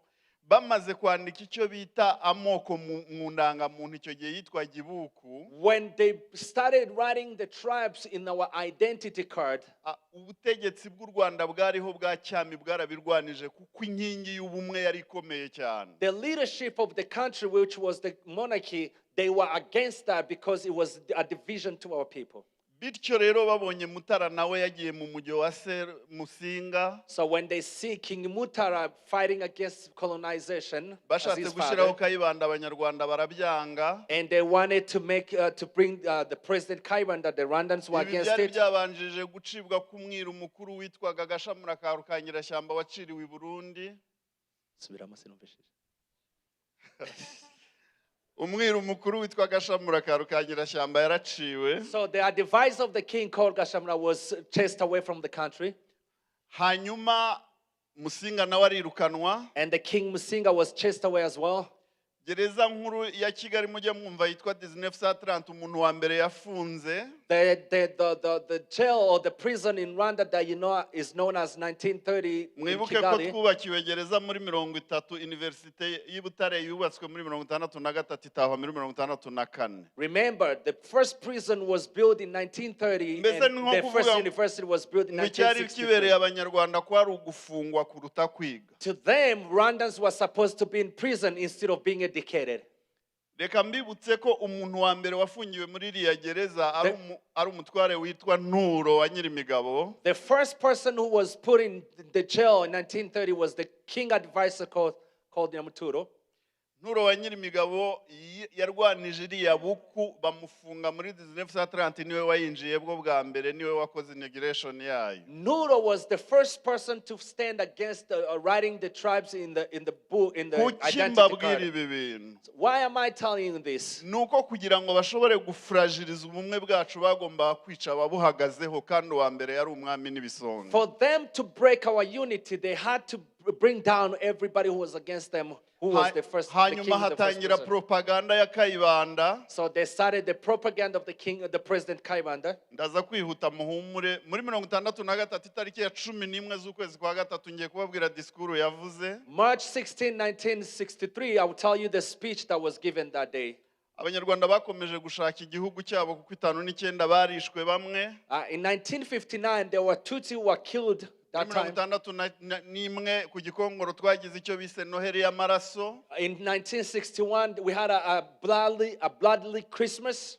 Ku kubera yuko abantu bo muri paruwase ya Cyanika bose barishwe abantu barenga 200,000. Because on Christmas they killed over 200 people in the same church. Kandi ibyo byakorwaga n'ahandi henshi. And this was happening around the whole country. Ababihagarariye nabo ba Kayibanda navuze na ba Gitera. And the people who are killing them, they were Gitera and Kayibanda. Uza kugira ibyago rero igihe bamaze gutangira umugambi wo kwirukana abantu no kubamenesha bagiye gutura mu bihugu duturanye. So when they started killing people, people started fleeing different countries surrounding us. 65 byahungiye muri Kongo. 65,000 people fled to Congo. Bigera kuri 45 bihungira Bugande. Over 45,000 people fled to Uganda. 30 bihungira Burundi. 30,000 people went to Burundi. bihungira muri Tanzania. Over 10,000 people flew to Tanzania. Hanyuma ubwo ariko ntibyaba bihagije kuko abantu bashatse gutaha. But that was enough for them because the survivors who flew to different countries, they wanted to come back. You heard that the people wanted to come back. Kuko kubibwira Kayibanda we yumvaga barimo barabasubiza iyo baturutse bavuga ko batavuka Rwanda Abatutsi. To Kayibanda, he was cleaning up the country, chasing the Tutsi away where they came from. Noneho rero bateye igitero cy'inyenzi muri 54 nababwiraga aravuga ngo reka tuvuge ko mufashe Kigali. The first attack to liberate the country, ngo reka mbabwire ko nta mututsi numwe mwasanga mu Rwanda. The president said, he gave a speech and said, if you attackers, you will never find any Mututsi in Rwanda. Ngo reka ntekereze ko mwafata Kigali. Let us assume that you take Kigali over, even though it's impossible. Nta mututsi numwe. You will never find Tutsi person. Izo ni imvugo za Jenoside zizagaruka igihe cyababara yagwiza muri 1992. These were the speech were given even before the genocide but came after 1994. Ukurikize noneho imvugo za Leo Mugesera ku Kabaya muri 1992. Different speeches were given for example Leo Mugesera in 1992. Bazabasubiza iwabo babanyujije inzira y'ubusamo. Where he say they are going to take the Tutsi back through the long journey. Ngiyo politike twabayemo ya macakubiri. This was the politics we were living in of the politics of division. Ubuhamya bwa Janvier. That's where I take the Janvier's testimony. Akwereka ko umubabaro se yagize. That shows you the sadness of his father. Ari nawe yahuye nawo. He inherited it. Ariko agatekereza ko umwana we atazabona uwo murage. But he think and he's sure that his child or his children will never take that heritage. Iki ni ikintu gikomeye. This is a very hard thing. Reka mve kuri Kayibanda nge kuri Habyarimana. From President Kayibanda to the President Habyarimana. Nyuma y'urugamba rwo kwibohora bababwiye hano bagaruka ku Nkotanyi iteka. After 1990 to the first attack of rebellion of Inkotanyi. Bemezaga ko Inkotanyi ari Abagande. They were telling people that Inkotanyi were from Uganda. Kandi ko rwose bafite imirizo n'amatwi atendera atari abantu. And they are not even human. They have tail and long ears. Ko rwose abo bantu badakwiye kugaruka mu gihugu kuko bagiye kugarura ya ngoma ya cyami yari hagarariye bwa bumwe. They were telling people that these people are coming back to bring back the monarchy, the kingdomship, and that we had before. Urugamba rwo kubohora u Rwanda rutangira muri 90 tariki ya mbere z'ukwa 10. In 1990 first day of November. 8,000 by'abatutsi byarafunzwe byitwa ibyitso by'Inkotanyi. 8,000 people were put in jail, calling them the spies of the truth of the Inkotanyi. Some were killed in jail, in prisons. Abandi bakubitwa baramugazwa ku buryo bukomeye ku buryo ibyo bisigisigi n'uwarokotse yarokotse ariko nta buzima afite. And others were heavily beaten and only few barely survived during that time. Igihe rero Inkotanyi zitangiye imishyikirano. So when RPF had a treaty with the government, muzumva disikuru ya Habyarimana avuga ko azambika intera hamwe bakamanuka. You will hear the speech of President Habyarimana telling people that he's going to dress up the perpetrators and they will fight for them. Ibyo kandi bigafatanya n'ibitangazamakuru by'urwango byashinzwe n'abantu bagiye batandukanye. They even created new medias that teach people to hatred. Murayizi RTRM. You know one of them was LTRM. yari yarashinzwe n'abantu bagiye banyuranye ariko iterwa inkunga n'umuherwe wari na muramu wa Habyarimana witwa Kabuga. It was made by different people but was very supported by Kabuga. Bagombye gutegereza ko ageze imyaka yo gupfa 80 irenga kugira ngo abone gufungwa, yihisha Kongo, yihisha muri Kenya, bamukingira ikibaba, ajya mu Budaga, ajya mu Bufaransa. Ejo bundi babona umwuka we wa nyuma nibwo yafashwe.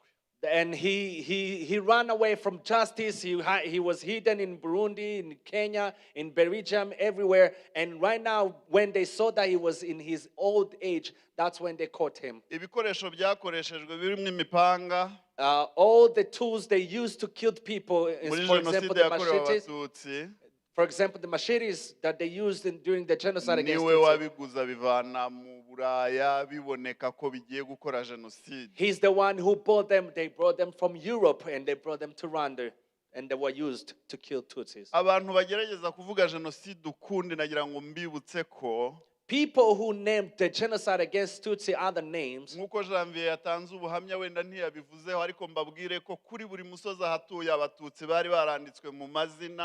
Let me remind you that every hill, every mountain, every neighborhood, they had the list of the Tutsi that was supposed to be killed. Which means they knew who they are killing and who's surviving. And every time when we're going to bury the bodies, we call their names. We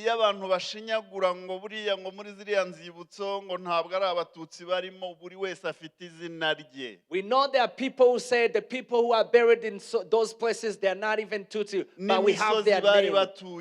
We have their name and we know which hill they were living on. The problem we have right now is that we haven't got to everybody where they go them. We always tell the perpetrators to tell us where they buried our people so we can honor them. Today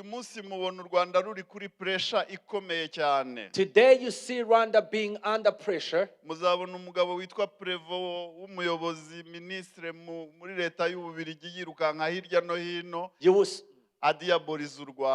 You will see a man called Prevo from Belgium going everywhere, diabolize or saying bad words to government of Rwanda. These Belgians, they are the one who taught Rwanda to be divided, and the division brought us to the genocide against us. The RPF that stopped the genocide,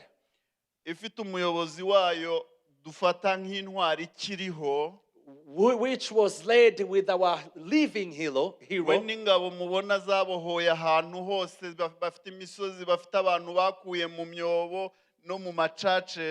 Him and his army, they saved people from churches, from pit, everywhere. Though they were saving people, they were made on the list of the perpetrators from the European people. It is a shame.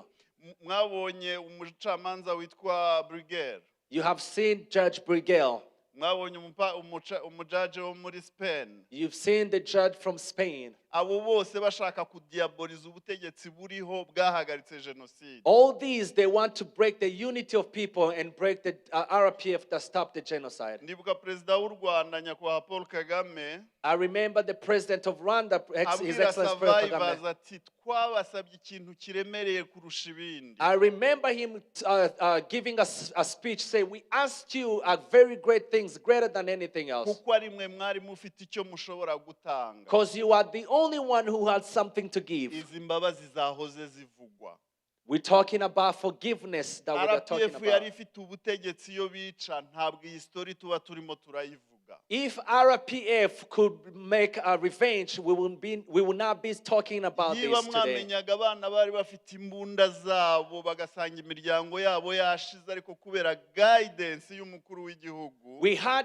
They had young men with a gun saving the country, and they would go to their village and finding perpetrators that killed their whole families. But they were asked to forgive and not revenge. Maybe you have seen the movie Hotel Rwanda. ikakubwira ibyo Rusesabagina yakoze muri movie ariko ibyakozwe birenze ibyo ngibyo yashakaga kugaragaza izina rye no gupfobya. And you have seen the movie and you have seen what he have done, but we tell you it is more than that, and he was just using his name to kiriya gihugu mubona kishwe kuva cyabaho kuva twabona ubukoroni kugeza uyu munsi. I'll tell you, Rwanda has been destroyed from the time of colonization until today. Leadership y'u Rwanda ihagaze bwuma. Today, our leadership, our Rwandan leadership is standing firm. Muzasanga abantu hirya no hino ku mbuga bapfobye. You will see people on different social medias standing, denying the genocide. Thank you. Ariko nagira ngo mbabwire ko bitazashoboka. But let me tell you, you will never succeed. Ubumwe bwacu niyo ntwaro yacu. Our unity is our weapon. Kandi ubuyobozi buriho buyikomeyeho. And the leadership we have today is standing firm and against the denial of genocide against Tutsi. Mwibuke mwiyubaka. Remember and renew. Kandi mutwaze nubwo bitoroshye. And stand firm though it's not easy.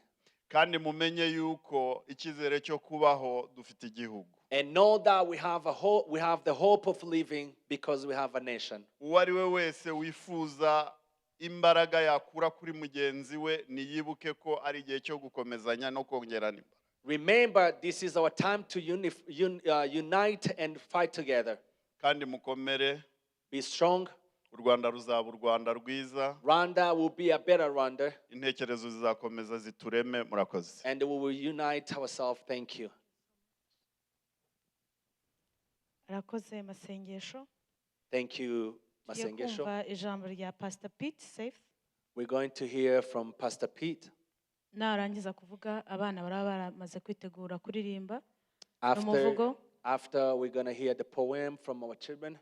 Ntago njyewe na Fabrice twongera kugaruka hano kugira ngo ducunguze uburyo umwete. We won't come back here again after Pastor Pete finish. We're going to hear the kids. Hanyuma abana nibamara kuririmba. After the poem from the kids. Turumva n'umuririmbyi wacu. We're going to hear a song from Jessica. Turaza kugaruka hano nyuma y'indirimbo. Murakoze. We'll come back here after the song. Thank you.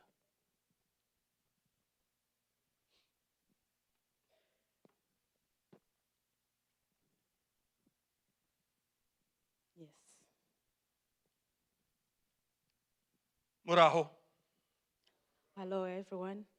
Nitwa Pete Seifert. My name is Peter Seifert. I will speak in English. Ndaza kuvuga mu Cyongereza. I bring greetings to you from Northminster Presbyterian Church, where I pastor. Mbahaye intashyo rivuye mu itorero rya Presbyterian Church, niho ndi umushumba.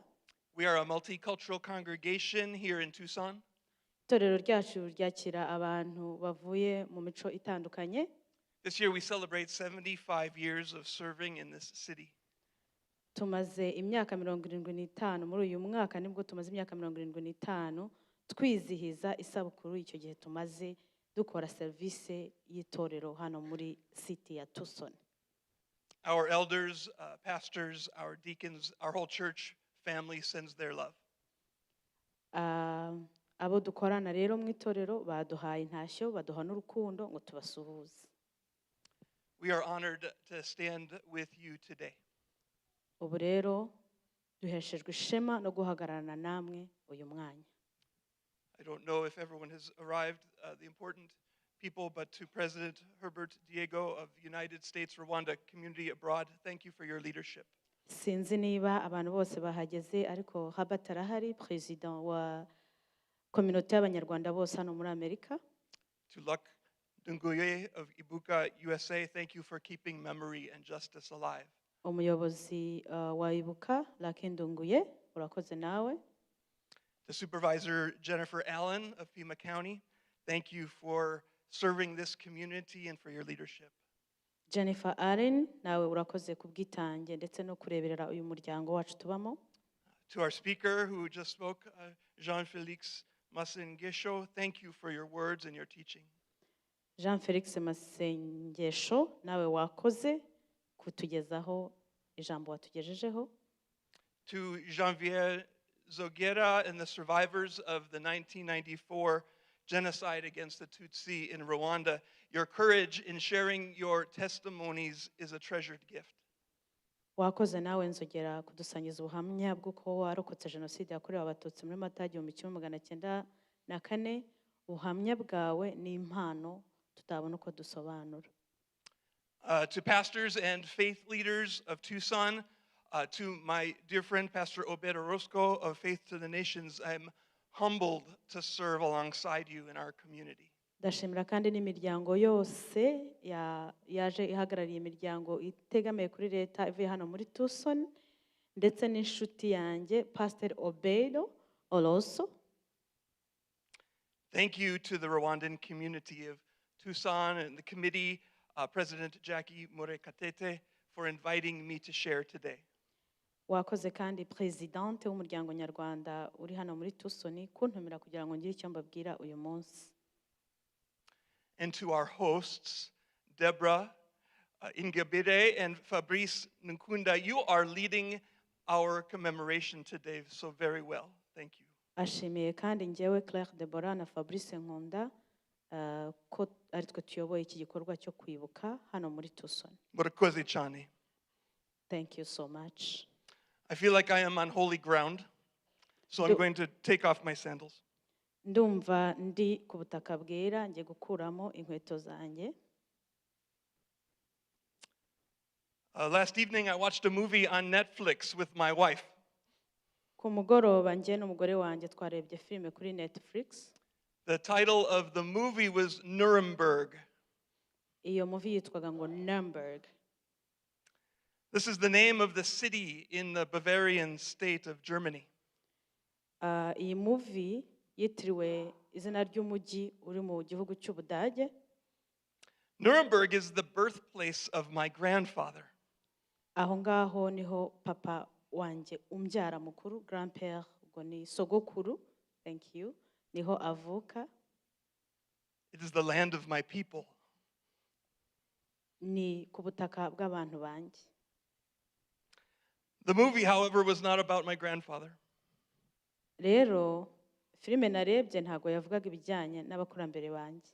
It was about the trials of the German officers who were found guilty of war crimes in the 1930s and 1940s. Yavugaga ku rugendo rw'abasirikare b'Abadage basanze bicuza ibyo bakoze mu gihe cy'1940. There had never been an international criminal tribunal before until that day after World War II in Nuremberg. Ntago hari harabayeho akarengane kameze gutyo muri uyu mujyi wa Nuremberg nyuma y'intambara ya kabiri y'isi yose. The motivation to have those trials was so that the world would know the story of what happened so that it would never happen again. Icyatumye ibyo bintu rero bashaka kubigaragaza, bashaka kwerekana ino filime, nuko bavuze ngo ibyabaye muri uwo mujyi wa Nuremberg ntibizabe ahandi hantu hariho hose. So that those responsible for the murder of 6 million Jews would be brought to justice. Kugira ngo babandi bose barokotse bazabone ubutabera. The movie is about a psychiatrist who learns about each of these German leaders and their lives, the lives they lived. Filime yerekanaga rero ubuhanga bw'Abadage n'ubuzima babayemo. The doctor discovered that each of these men had well-known, understood psychological profiles and pathologies. Aba bantu rero bose barafite umumaro bamariye societe kandi byari mu nyandiko abantu babazi icyo bamaze. The doctor said there was nothing uniquely evil about these men in particular. Mu bigaragara nta kintu giteye ubwoba cyangwa se giturutse ku mubi cyabashije gusobanura bano bantu. That there are men like this in every country of the world, including the United States. Ariko abagabo nk'aba ngaba bari mu bihugu byose harimo na Amerika. The doctor's warning was that we need to be careful as a nation. Abaganga bavuga ngo tugomba kwirinda nk'igihugu. To never allow men like this to rise in prominence. Kugira ngo twirinde abagabo nk'abo kugira ngo batazazamuka bakagira imbaraga zihambaye. Because there would be nothing to stop them in there'd be nothing to stop from them from doing the exact same thing in America as was done in Europe. bashobora no kuzageza igihe bashobora gukora ikibi nk'uko bagikoze mu Burayi. Now, the doctor said this, he wrote a book about it, and he was criticized and he was ridiculed in the media. Uyu mwanditsi rero abivuzeho abantu baramusetse koko ndetse baranamunenga muri media mu They said this would never happen in America, and so he was silenced, he was disgraced. barangije baravuga ngo ibi ntibizigera bibaho muri Amerika, icyo yakoze nuko yacecekeshejwe. They said this could never happen in America because America is a Christian nation. Babivuze gutyo ko baravuze ngo Amerika ni igihugu cy'abakristo. Here's my concern. Icyo nibaza ni iki? In 1994, Rwanda was 99% Christian. Nibaza ngo ko mu 1994 ubushakashatsi bwerekana ko abanyarwanda bose I'm looking for 99% verification from the experts. ko bari abakristo. Ndimo ndagira ngo ndeko mu binyemerera ko 99% This was a missionary success. Rwanda was a missionary success, yes. U Rwanda rwari igihugu abavugabutumwa binjiyemo kandi bamaze kuvuga inkuru nziza ya Kristo. But that wasn't really the issue. The issue was the rise of a new kind of tribal identity that people carried with them. Icyo si cyo cyari ikibazo, ahubwo niba abantu b'ingengabitekerezo zombi bavutse bazana ikibi mu gihugu. The habit of victimization and casting blame for the problems they were facing. Bazana rero akarengane no kwitana ba mwana. The demonization of others, the breakdown of civil discourse. Gukuraho umuntu uburenganzira bwe ndetse no kumwambura icyubahiro. See, this was the justification to do deeds of injustice and violence. Rero rwari urwitwazo rw'amacakubiri, violence ni. The propaganda called Tutsi inyenzi. Hanyuma iyi propagande yo guhohotera yita uwari umututsi imuhindura inyenzi, cockroaches. I asked my congregation this morning how they handle cockroaches in their homes.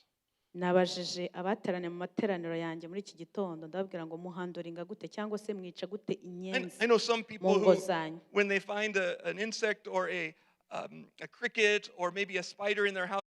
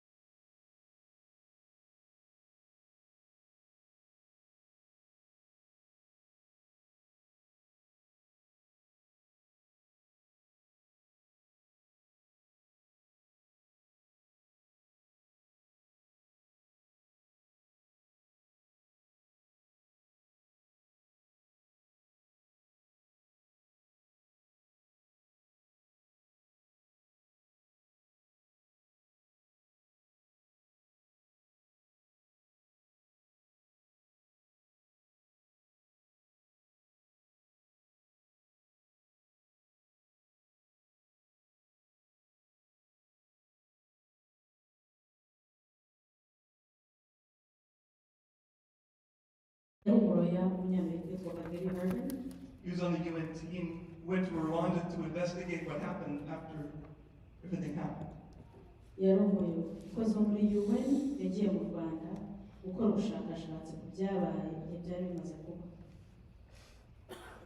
Bodies still visible. His job was to count bodies in the streets, in the stadiums, in the churches. Yagiye mu Rwanda gihe imirambo y'abapfuye washoboraga kuba wakibona ko ari umuntu watemaguwe, igihe washoboraga kubara imirambo ngo ningahe ku mihanda, muri stade ndetse no mu nsengero. As a Christian himself, he asked this question prayerfully of God, where are you, O God, in this suffering? abaza Imana amaze kuyobora aya mashuri avuga ngo Mana wari urihe igihe ibi byabaga. In the middle of that graveyard, arayibaza ngo ibi biba wari urihe. God met him, and God even changed his question. Instead of asking, where is God? He said, where are God's people? hanyuma Imana iramusanga ihindura ikibazo yibazaga cyo kuvuga ngo Mana wari urihe, imuha ikindi kibazo cyo kubaza ngo abantu bawe barihe Mana. So he founded an international justice mission. nuko ashinga umuryango wise International Justice Mission, misiyo y'ubutabera mpuzamahanga. IJM works in more than 30 countries, and by 2030 they will have been able to give protection from human trafficking and the enforcement of local laws to over 300 million people in the world who had not a functioning justice system before. yahakuye umutwaro wo gukora umuryango uharanira ubutabera abakora ku bantu bagera ku bihumbi 300 mu bihugu bitandukanye. He learned something important, though. You cannot do this on human effort alone.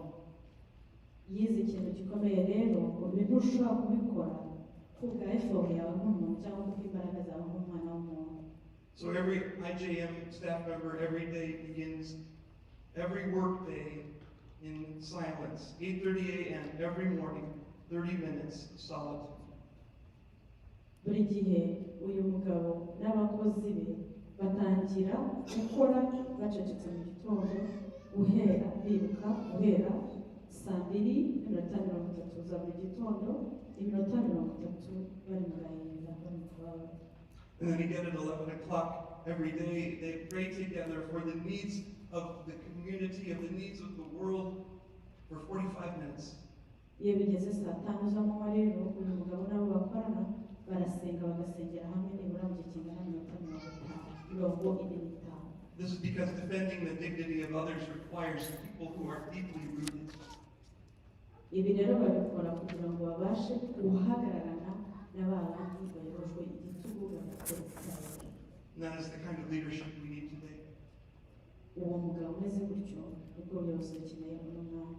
Not leaders who simply react to political moments. sidukeneye abayobozi baza bakerekana amarangamutima yabo But leaders who are formed to seek justice. dukeneye abayobozi baremewe gushakira ubutabera abo bayobora. Leaders who are rooted in deep truth. ba bandi bayobora bakurikije ukuri nyakuri. Leaders who protect the vulnerable even when it is hostile. ba bandi barindwa abakwiye kurindwa n'igihe bibasaba ubuzima bwabo. Kwibuka. twibuke kwibuka. Remember. kwibuka. Not merely to honor the survivors or to recall the history, but to protect the future. twibuka duha agaciro abacitse ku icumu rya Jenoside, twibuka amateka y'ahashize kandi turinda ejo hacu hazaza. May we be the kind of community that does not fail the vulnerable ever again. reka tube umuryango utazananirwa guhagararana n'abadukeneye kuva none kugeza iteka ryose. Murakoze cyane. Thank you so much. umugara abana nibamara kuririmba umuririmbyi nawe aririmbe hanyuma tuzagaruka nyuma y'indirimbo. murakoze kwihangana.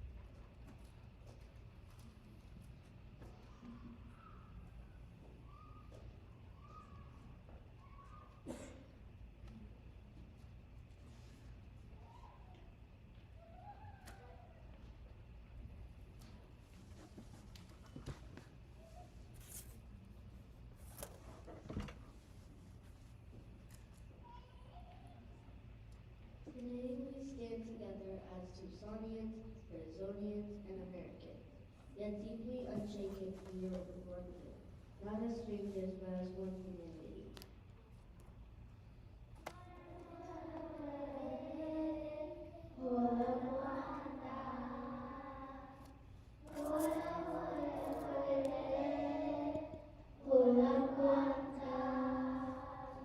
Far from Rwanda, yet close in memory, the hills still whisper, names carried by the wind, lives that matter, lives that still matter.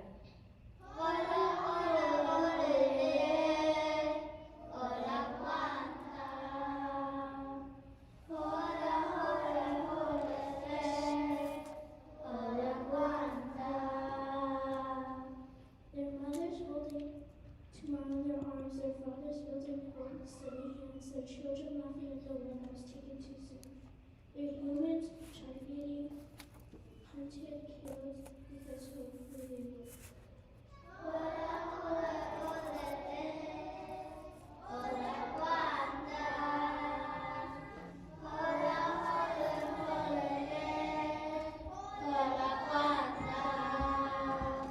We do not gather in silence and truth, that one is not working. The genocide against the Tutsi. Because when truth is hidden, denial finds a place to grow,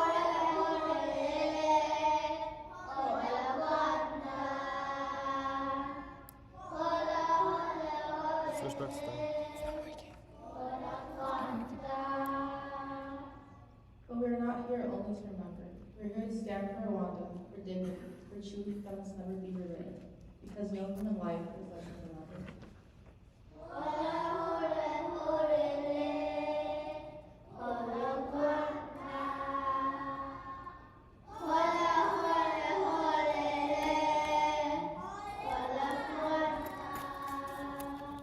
It may say forget, move on, word through song, word through poem, word through select history be erased, because remembering is not division, remembering is protection.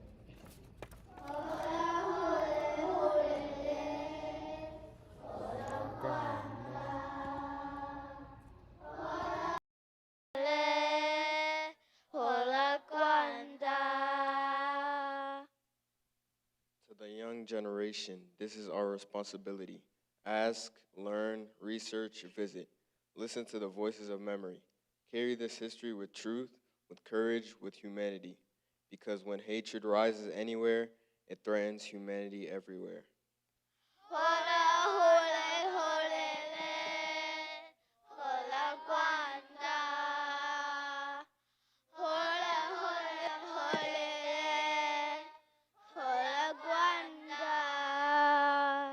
From the ashes rose courage, from grief a nation rebuilt, where unity grows like green on the hills, and dignity walks unbroken.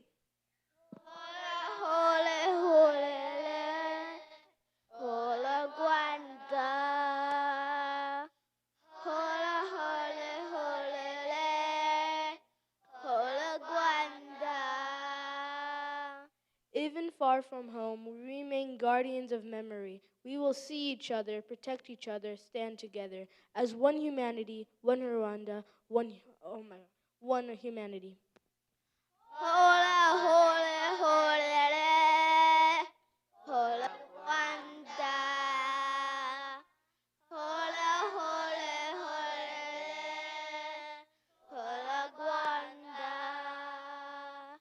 This is not only remembrance, it is responsibility, it is truth, it is a promise we carry forward. Never again, not in Rwanda, not anywhere.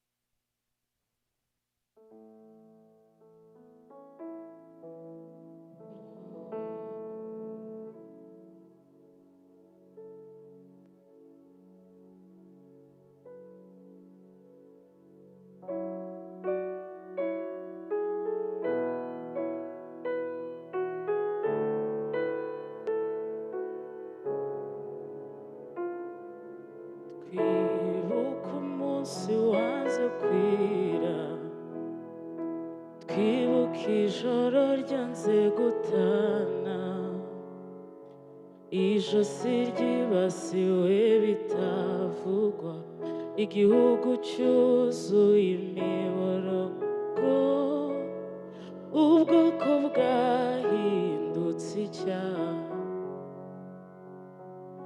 twibuke bya bihe bitavugika umuntu arengwa n'ibyo areba hirya nta muturanyi abona n'umwe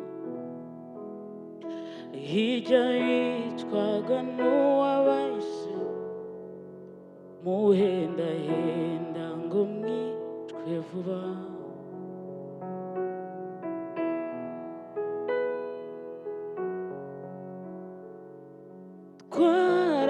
twarabakundaga turababura ikivi cyanyu tuzacyusa abana b'u Rwanda tuzahora iteka tubibuka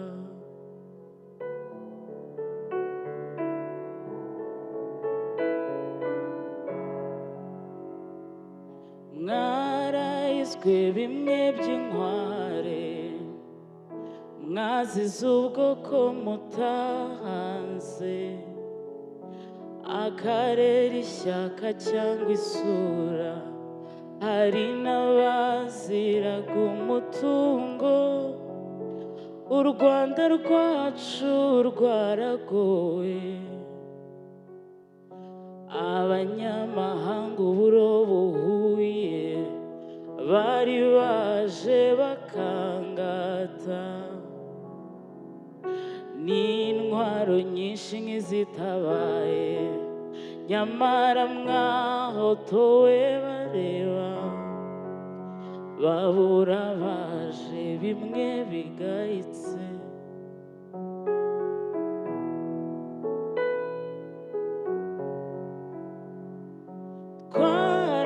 twarabakundaga turababura ikivi cyanyu tuzacyusa abana b'u Rwanda tuzahora iteka tubibuka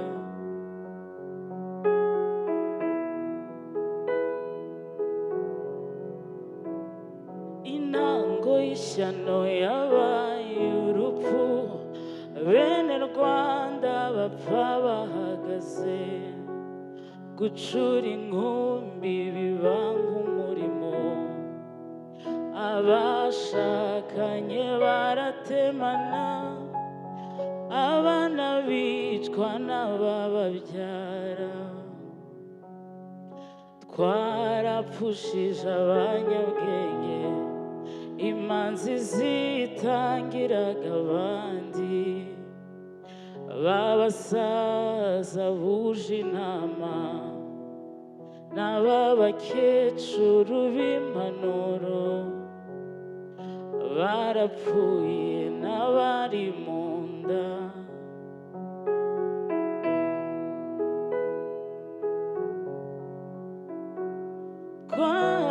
twarabakundaga turababura ikivi cyanyu tuzacyusa abana b'u Rwanda tuzahora iteka tubibuka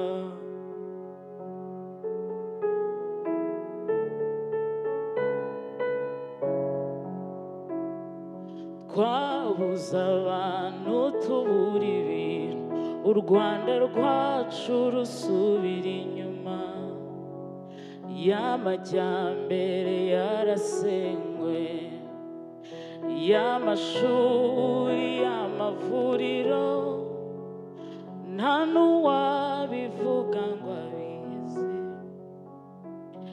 icyabije n'icyagohetse u Rwanda rwacu ruteze amaboko ngo turugarure birashoboka hafi aha duhinga ineza kandi Imana ifasha abatwaza.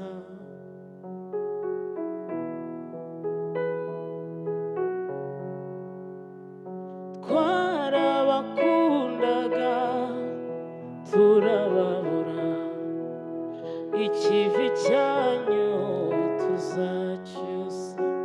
Abana b'u Rwanda tuzahora iteka tubibuka.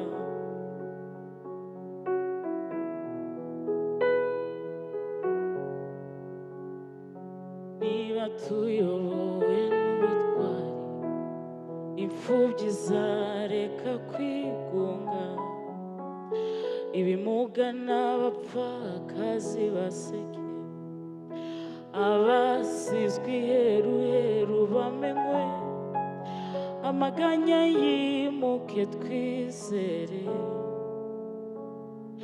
Niba tuyobowe n'ubutwari, umunyabyaha azareke guhaba, atanga icyiru yiruhutse, ukuri kuzabohora imitima, u Rwanda rwongere guhehera.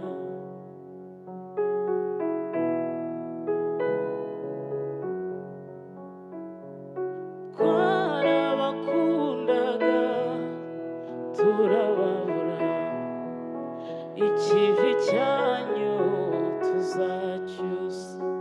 Abana b'u Rwanda tuzahora iteka tubibuka. Abana b'u Rwanda tuzahora iteka tubibuka. Abana b'u Rwanda tuzahora iteka tubibuka.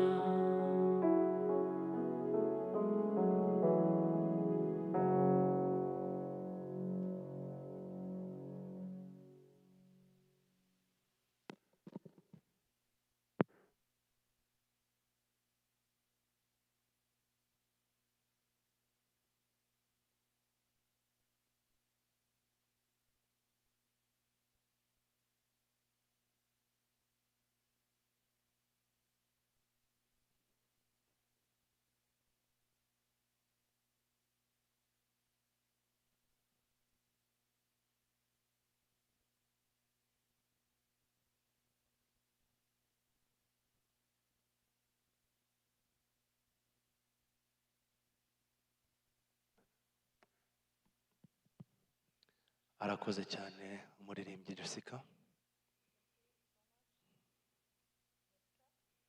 Umwanya ukurikiyeho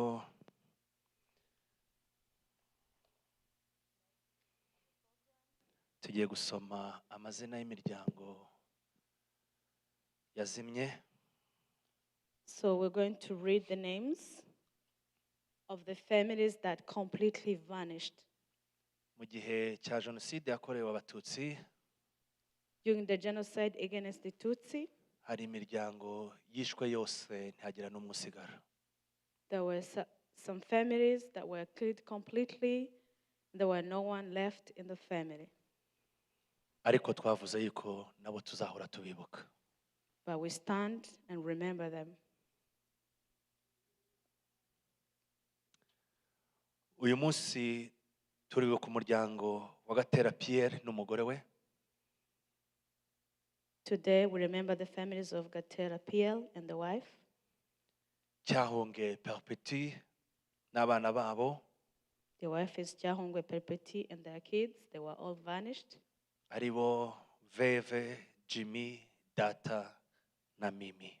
We remember you, Veve, Jimmy, Data, Mimi, and all your parents.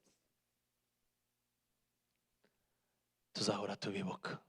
We will always remember you. Uyu munsi turibuka umuryango wa Mukankaka na Mukamusoni n'abana babo. We remember the family of Mukankaka and Mukamusoni and their kids. They all vanished. Nabo tuzahora tubibuka. We will always honor you and remember you. turibuka kandi umuryango wa Gakuba n'abana be. We also remember the family of Gakuba and their children. Aribo Nkubayamugi Deogratier, Kanimba Innocent, Ngarambe Evode, Aimable Rudahunga na Kayigire Karista. We remember you, Nkubayumugi Deogracius, Kanimba Innocent, Ngarambe Evode, Aimable Rudahunga, Kayigire Karista, and your family Gakuba. We remember you. Tuzahora tubibuka. We will always remember you.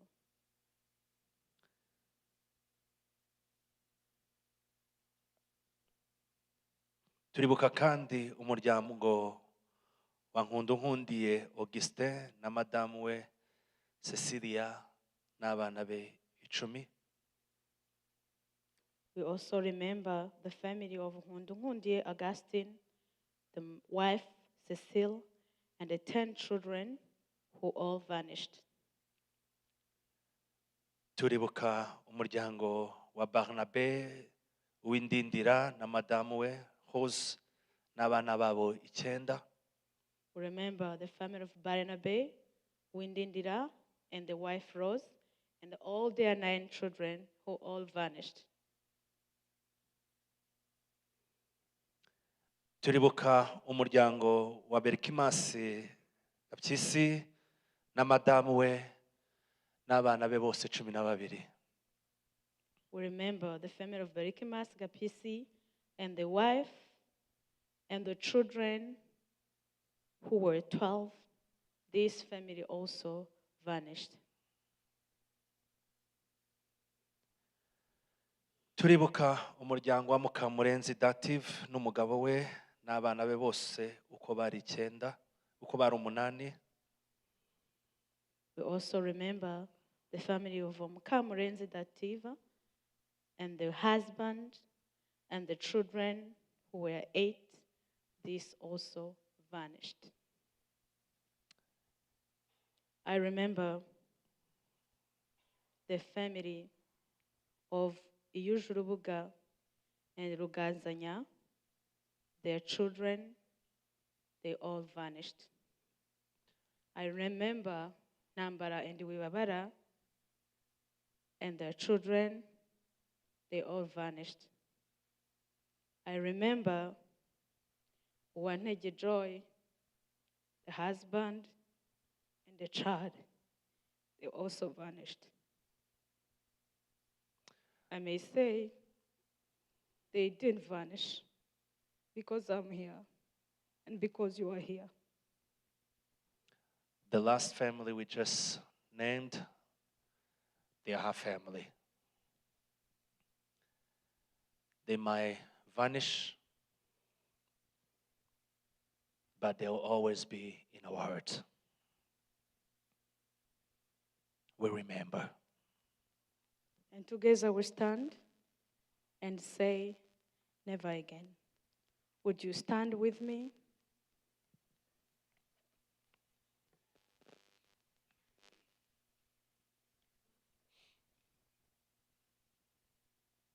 I hope you still hold your lights.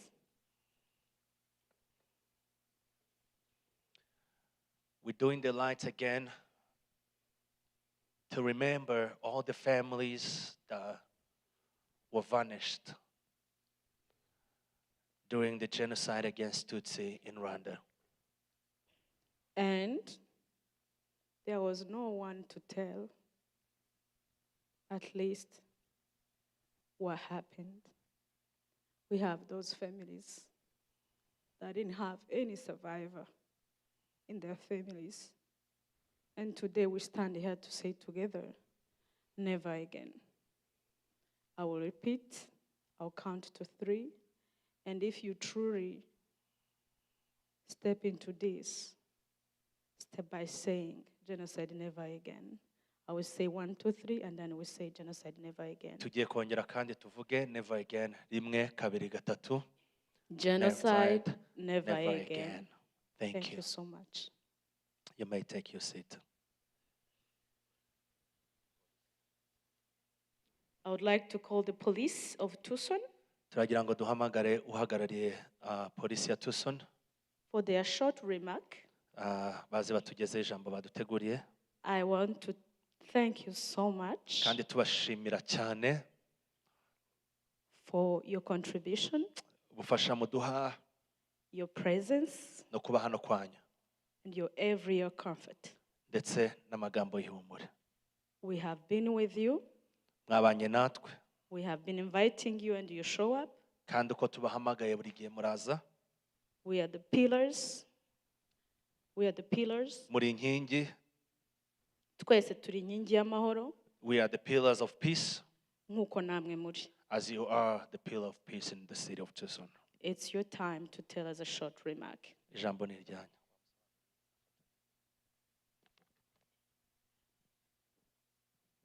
I will be doing an interpretation for you. Okay. Hi, I'm Deputy Chief Mickey Peterson with the Tucson Police Department. And Ndabashuje abo dukorana muri Police Department. I would like to thank you for the invitation for us to be here today. Ndanabashimira ko mwadutumiye kugira ngo tube turi hano uno munsi. I think it's especially important for us to hear the stories and testimonies of the survivors. Numva ari iby'ingenzi kugira ngo twumve amateka ndetse n'ubuhamya bw'abarokotse Jenoside Yakorewe Abatutsi mu Rwanda. During this time when we're seeing executive orders and things coming out every week. Ubwo tubona mudushimira biza buri cyumweru. That are dividing our communities. Kandi bifasha imiryango yacu. And I would like everyone here to know Ndagira ngo buri wese uri hano amenye that the Tucson Police Department and your local Southern Arizona law enforcement agencies ko umuryango wacu wa polisi hano muri Tucson are here to serve you uri hano kugira ngo ubafashe ubahe service and help you. No kubafasha mu bundi buryo. And I assure you kandi ndabizeza ko that your mayor and city council umuyobozi wanyu w'akarere and your county elected officials, board of supervisors, ndetse na komite yatowe nshyashya will also demand that we be fair, badusaba yuko twabikora mu mucyo, equitable. What did you say? Equitable. Tukaba twiteguye And transparent. kandi tugakorera mu mucyo. And continue to be a part of your community. Kandi Thank you. tugakomeza kuba umwe mu banyamuryango ba hano bagize umuryango wa Tucson twese murakoze. Thank you so much. Thank you. Turakomeje kuri gahunda yacu rero. Murabona ko turi gusatira ya masaha yo gusoza. Thank you so much. We are almost to conclude our commemoration. Kandi twatangiye ku gihe turaza no gusoreza ku gihe. And as we start right on time, we promise to finish right on time as well. Tugiye guha umwanya umuyobozi wacu Herbert. We're going to hear from Herbert. Aze atugezeho ijambo. Please come forward to give your remark. Is the new elect president of the community of Rwandans in USA. Niwe uhagarariye cyangwa se n'utowe vuba mu bahagarariye community cyangwa se diaspora y'u Rwanda muri Amerika. Welcome, Herbert. Welcome, Herbert.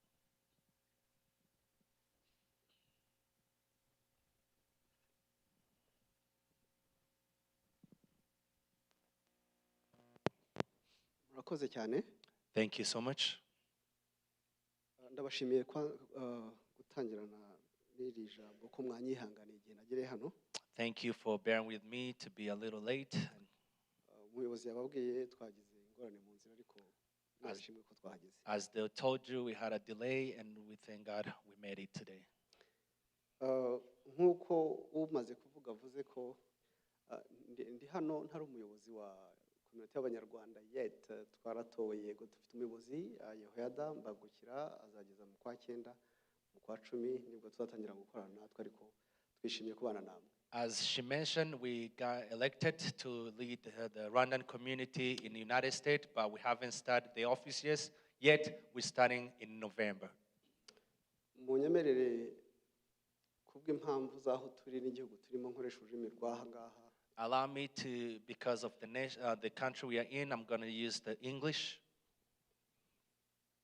Distinguished ladies and gentlemen, guests, survivors, friends of Tucson Rwandan community, and so saying friends of Rwanda. Banyarwanda, Banyarwandakazi, abashitsi bateraniye hano, abarokotse Jenoside Yakorewe Abatutsi mu Rwanda, namwe mwese muteraniye hano. I greet you all and appreciate your presence and attention here. Ndabaramukije mwese kandi mwakoze kuba hano. As we come close to the end of this Solomon Kwibuka 32 here in Tucson, Arizona, Nkuko twegereje gusoza uyu muhango wo kwibuka hano muri Tucson, Arizona, I stand before you with a heart that is both heavy and hopeful. mpagararanye hano umutima ukomeye ndetse n'umutima w'ibyiringiro. Heavy because remembrance is painful. Uremerewe kubera ko kwibuka bitera umubabaro. But hopeful because truth survived, Rwanda survived, our people survived. Ariko kandi ufite ibyiringiro kubera ko ukuri u Rwanda rwarokotse. So as we gather here, we do not merely gather for just an event. Ntabwo rero tuza guterana gutya kubera ko gusa ari igikorwa cyo guterana. In gathering, we do this for a very sacred responsibility. Duhurira hano kubwera umurimo cyangwa se inshingano zikomeye dufite. And in doing so, in gathering of this type, we declare several powerful facts. Iyo duhura gutya tuba dufite impamvu zikomeye cyane ziduteranyije. The fact that the 1994 genocide against Tutsi in Rwanda will never die. Impamvu ya mbere nuko Jenoside Yakorewe Abatutsi 1994 mu Rwanda bitazongera kubaho kundi. That truth will never die. Uko kuri ntago kuzapfa. There's the fact that memory will never surrender to denial. Kandi ibyo kwibuka ntago bizigera bireka biha imbaraga ababipfobya.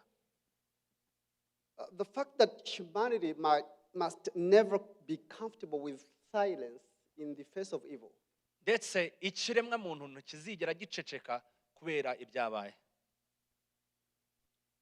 Now, yes, Kwibuka is remembering, but not just the past. It is also both a warning and a testimony to the world. Kwibuka ntago ari ukwibuka gusa ibyabaye ahubwo ni warning ndetse nibizaza. It is a warning about what happens when hatred is normalized. Ni warning y'ibyabaye kugira ngo bitazongera kubaho kundi. Ni umuburo wo kugira ngo ibyabaye bitazongera kubaho kundi. Thank you. It is a warning about what happens when hatred is normalized. Ni umuburo wo kugira ngo urwango rwabaye rutazaba normal, butazaba bisanzwe. It is also a warning about what happens when propaganda becomes politics. Ni umuburo kandi kugira ngo propaganda yabaye idahinduka politike. It is a warning about what happens when humanity stops seeing human beings stop seeing humanity in one another. Ni umuburo wo kugira ngo ikiremwa muntu igihe ikiremwa muntu kitarebaga umuntu n'uburenganzira bwe. I just came here from Kwibuka yesterday in Portland, Oregon. Nje hano mvuye muri Portland, Oregon kwibuka. And one of our friends, friends of Rwandan community there, shared a story that I would want to cite here one more time, just a very short cite of it. Umwe mu nshuti z'u Rwanda yadusangije ubuhamya ndetse muri icyo gikorwa cyo kwibuka. David is a second generation survivor of the Holocaust. David ni umucikacumu wa Jenoside yakorewe Abayahudi, Holocaust, ni muri generasiyo ya kabiri. He shared one fact. He said that genocide manifests what happens when people that have power lack ethics. Yatubwiye ko jenoside iba igihe abantu bafite ubutware, bafite ubushobozi, bafite imbaraga babura ubumuntu. And on the other side, about ethical people that have no power. Ndetse bakabikorera ku bantu baciriritse badafite imbaraga. Now, as a testimony, there can be further testimony about the extreme side of that kind of thinking or situation. Mu bijanye n'ubuhamya nta wavuga ubuhamya burenze ubwo twumvishije. Now, Kwibuka is also a testimony that after the darkest chapters in human history, a people can rise again. Kwibuka kandi bitwibutsa yuko nyuma y'umwijima umuntu ashobora kunyuramo ashobora kongera kandi gushibuka.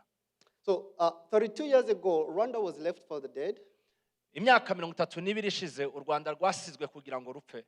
The world had abandoned her, families shattered, children became orphans overnight, rivers carried bodies and children in churches became killing grounds. Imiryango y'amahanga cyangwa se amahanga yaraturetse, abana baricwa, abana bahinduka imfubyi, inzuzi zacu zihinduka amaraso, amatorero ahinduka aho kwicira abantu. So human dignity collapsed before the eyes of the international community. Ikiremwa muntu cyangwa se uburenganzira bw'umuntu bwagiye bwicwa cyane imbere y'amahanga. Yet Rwanda today still stands. Ariko ubu ngubu tuvugana u Rwanda ruracyahagaze. Not because pain vanished. Atari ukubera ko umubabaro washize. Not because scars disappeared. Atari ukubera ko ibikoresho byashize. But because inkovu, yes. Not because scars. Atari uko inkovu zashize. Thank you. Yes, but because courage and love rose greater than hatred. Ariko kubera ko urukundo n'imbaraga byakuze cyane biruta urwango. Last year, and these have always, through the communities that I've gone through, I've always loved to share this because it touched my heart. Last year, when we were commemorating this occasion for the 31st time, umwaka ushize ubwo twibukaga ku nshuro 31 njya nkunda gusangiza buno buhamya abantu buno buhamya. President Paul Kagame of Rwanda reminded us in Kigali that Rwandans chose not to be crushed between the dark past and the cruel present. Perezida wacu w'u Rwanda yatwibukije yuko u Rwanda rwahisemo kudasikamirwa n'amateka. But instead they chose to stand on the fight for dignity, for truth, for existence. Ahubwo rwasigaye rufashe ku kuri ndetse no kwihagararaho. And that message, I believe, is not just for Rwanda. Kandi nizera ko ubwo butumwa atari ubw'u Rwanda gusa. It is for all Africans, it is for all immigrants, it is for every community fighting to preserve their dignity, their identity, their humanity in such a complicated world. Ahubwo n'ubutumwa bugenewe isi yose, Afrika yose ndetse n'abantu bose mu guhagarara cyane cyane igihe bari kunyura mu bikomeye. Now, tonight as Rwandan Americans and friends of Rwanda with us here, uno munsi rero nk'abanyarwanda n'inshuti z'abanyarwanda turi hano, we must ask ourselves such questions like, what is our responsibility to this generation? Tugomba kwibaza ikibazo kivuga ngo ese ni izihe nshingano zacu cyane cyane kuri generasiyo yacu. This is because, remembering without responsibility becomes a mere ceremony, right? Kubera ko kwibuka tudafata inshingano biba gusa umuhango. So our responsibility is to protect the truth. It is our responsibility to fight genocide ideology wherever it happens, because we still have deniers. Ni inshingano zacu kubungabunga ukuri ndetse no kubungabunga no kurwanya abahakana jenoside aho bari hose kuko biracyariho. How in the world would one stand out there and deny such incredible and obvious facts? Ni gute isi itari iri muri cya gihe ishobora guhagarara ikarwanya cyangwa ikazana igahakana ibyabaye muri cya gihe cya jenoside yakorewe Abatutsi? So more responsibilities we gather from this kind of gathering. It is our responsibility to build bridges and not walls. And the deputy chief just mentioned about executive orders and all forms of communication that divide our society. ni inshingano zacu rero kubaka ikiraro kiduhuza nk'uko uhagarariye polisi yavuze kiduhuza twese aho kugira ngo twubake igikuta kidutandukanya. And indeed, as a community, it is our responsibility to build Rwanda with wisdom, excellence, integrity, and unity everywhere we happen to be, here in Tucson, Arizona, and everywhere else. ndetse n'inshingano za buri munyarwanda wese aho ari hose guhagarara mu kuri no guhagarara mu rukundo. Now, my fellow Rwandans, banyarwandakazi, distance from Rwanda must not disconnect us from our values. kuba kure y'u Rwanda ntibyabaye impamvu yo gutandukana na valeur cyangwa se n'indangagaciro z'u Rwanda z'abanyarwanda. Yes, we live in America, we live in Canada, outside of Rwanda, all over, but yego dutuye kure y'u Rwanda, muri Amerika, muri Canada, ku isi yose. Rwanda still lives inside us. ariko u Rwanda ruracyari muri twebwe. It lives in our languages, in our discipline, in our resilience, in our dreams, and in our responsibility for future generations. U Rwanda ruri muri twebwe, ruri mu bitekerezo byacu, ruri mu nzozi zacu ndetse mu bana bacu n'abazaza nyuma yacu. And let me say this very clearly. Reka mvuge gutya bikosore neza. The greatest honor that we can give to the victims that evil once tried to erase icyubahiro twaha abacu bazize Jenoside Yakorewe Abatutsi, it should not just be tears. ntago cyakakwiye kuba gusa amarira. It should be the kind of lives we choose to build going forward. ahubwo cyakabaye ubuzima duhisemo kubamo kuva none n'igihe kizaza. Lives of purpose, lives of unity, lives that reject tribalism, hatred, division. ubuzima bufite intego, ubuzima bufite burwanya ikibi cyose, burwanya amacakubiri n'urwango. And indeed lives that prove that evil did not win. ndetse tukabaho ubuzima bwerekana yuko ikibi kitigeze gitsinda. To the survivors among us, ku barokotse Jenoside Yakorewe Abatutsi, we honor your courage. tubaha cyane umwete wanyu. Some of you still carry memories that cuts deep down inside yourselves, we know. benshi muri mwe baracafite kwibuka, baracafite ibitekerezo bimanuka cyane mu mitima yabo. My fellow president and several others have these families that completely vanished, just like we just heard from the names that we read here. mugenzi wanjye President Jacqueline ndetse n'abandi bafite imiryango yishwe yose irashira. We know there's these battles that you still fight deep down inside yourselves. ndazi ko tugifite intambara turwana nazo mu mitima yacu. But please know this and take this for a fact. ariko mwumve bino, your resilience has become part of Rwanda's foundation. gushikama kwanyu kwabanye inkingi ikomeye y'u Rwanda. And your survival became the seed of our national rebirth. ndetse kurokoka kwanyu kwabaye imbuto yo kugira ngo igihugu cyacu cyongere kizamuke. Now, allow me to shift to our friends and friends of this community, and in so saying, friends of Rwanda. munyemerere mvugane n'inshuti z'u Rwanda n'abandi bose bari hano.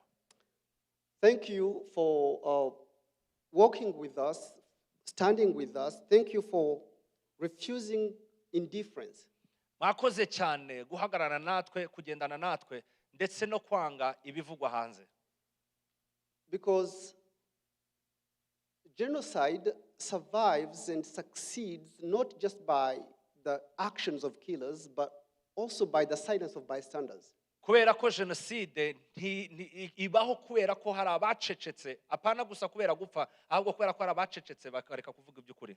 So being with us tonight and through these days as part of us, we are very appreciative of your support. So kubana natwe hano biratunezeza cyane ndetse turabishimira kuri kubufasha muduha ufatikanye nawe. Being with the local leaders, as the deputy police chief mentioned, the city councils, the mayors, the county leadership, we are very, very appreciative. And thank you, by the way, Jennifer, for the pledged support. We are very appreciative of that. turashimira cyane abashinzwe umutekano, abashinzwe abavuye muri city council n'abandi bose bagiye bazano.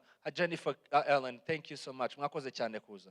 Thank you for the pledged support, and The support, we believe, not only helps us to carry these memories forward, but it is also a contribution to fighting this kind of evil. ubufasha bwanyu ntibudufasha gusa kwibuka ahubwo budufasha no kuduteza imbere no kudusunika ku buzima buza. It is so warming and comforting to see the protectors of law and order being among us as well. biteye ishema cyane biteye imbaraga cyane kubona abashigikira cyangwa se abashira mu mategeko mu buryo iyo bari kumwe natwe. So we welcome the support, we appreciate it going forward, and we look forward to even more. As a matter of fact, I should share, we see several states coming together to support this and clearly state their positions as to fighting this and give us those proclamations that, openly state that they are openly supporting and standing against this kind of. turabashimira cyane kubana natwe ndetse tunavuga n'andi maseta atandukanye abayobozi bagenda bahagarana natwe mu rwego rwo tugushigikira ndetse no kugira ngo twifatanye kubaka twese. Getting such spaces to carry out such commemorations, getting sites for remembrance, permanent stones that we get to use to remember. ndetse amwe agenda duha aho kwibuka bakagenda baduha n'amasite yo kwibukamo no kugira ngo twibuka abacu. So as I wrap it up, I want to say, let me say a simple message to the younger generation. soza ndagira ngo nsigire message ku rubyiruko, especially those ones that were born after the 1994. cyane cyane ku bagiye bavuka nyuma ya Jenoside yakorewe Abatutsi muri So 1994. Kwibuka belongs to you too, as you saw here. kwibuka namwe birabareba nk'uko mwabibonye hano. You did not inherit guilt, but you inherited a responsibility. nubwo mudatwaye imitwaro ya guiltiness, ahubwo mutwaye responsibility, mutwaye nubwo mudatwaye ipfunwe ariko mutwaye responsibility. So never allow social media, politics, ignorance or anything to normalize hatred against any people anywhere in the world. Ntimwemerere social media n'abandi bantu bose n'urwango ruri hano hanze kugira ngo rwinfluence uburyo mubonamo igihugu cyanyu. And finally, mu gusoza, a nation can rise again when its people choose purpose over revenge, unity over division, and vision over victimhood, as people mentioned here. igihugu gishobora gushibuka kandi igihe bahisemo ubumwe ndetse no kwiyubaka. So let's close with this. Let's leave here with 3 commitments. Reka tuve hano dufite ibintu bitatu. First, let's leave here with a commitment to remember truthfully and very faithfully. Reka tuve hano twibuka mu by'ukuri kandi dufite kwizera. Second, let's live here with a commitment to remain united as a people both in Rwanda and across the world. Tuve hano dufite inshingano zo kuba umwe yaba ari mu Rwanda ndetse n'abari hanze y'u Rwanda. And let's live with a commitment to build a future worthy of those we lost. Ndetse twubaka ejo hazaza hakwiriye abacu twabuze. And to sum it up all, I want to thank you again for your patience, for the victims. We are very remorseful of what happened, but also turabibuka, we remember you and we honor you. Ndetse twubaha cyangwa se dushimira abarokotse Jenoside yakorewe Abatutsi kubwo kwihangana kwanyu. Turabibuka kandi tuzahora tubibuka. We will carry this memory forward with dignity. May God bless everybody here. Tuzahora tubibuka ndetse Imana ibaha umugisha.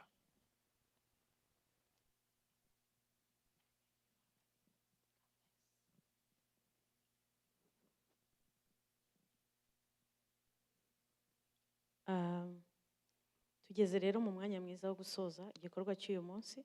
Thank you so much. We are going to conclude our commemoration. Dufite umuyobozi utuyoboye. We have our leader. Kugira ngo musabe yigira imbere.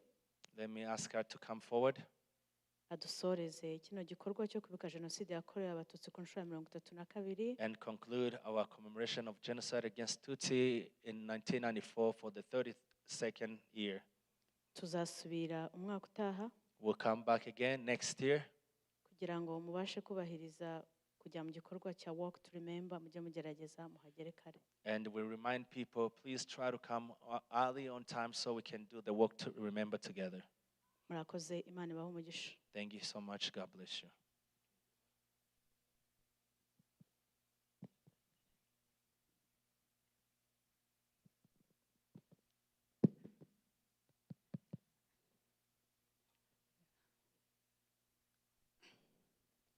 mu izina ry'abanyarwanda n'abanyarwandakazi batuye mu mujyi wa Tucson, On behalf of every Rwandan living here in Tucson, resides here in Tucson, nongeye kubashimira mwe mwese mwaje kwifatanya natwe muri uyu muhango wo kwibuka ku nshuro ya 32 Jenoside yakorewe Abatutsi mu Rwanda. I would like to express my gratitude for you coming in and showing up and being present to commemorate with us on the second time we commemorate the genocide against the Tutsi in April in Rwanda, 1994. Turabashimiye cyane cyane. Thank you so much. Ariko by'umwihariko dufite abashyitsi bavuye Phoenix bari muri Rwandan Community ya Phoenix, bakaba bari no muri Ibuka y'Amerika. Nasabaga Alexandre na Madamu we Liliane ko bagera hano bakagira icyo bababwira. I'd like to call Alexandra and the wife Liliane. They come from Ibuka on the interstate level, and they came from Phoenix. They're also part of the Ibuka community, and they have a short message to us.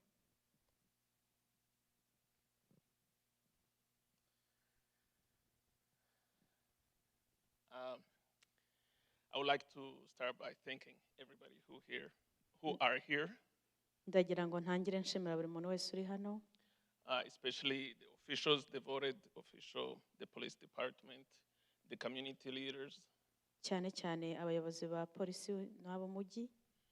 and we like to thank all the Rwandans, all the friends of Rwanda who are here. Turashimira kandi n'abanyarwanda bose n'inshuti z'u Rwanda ziri hano kuri uno munsi.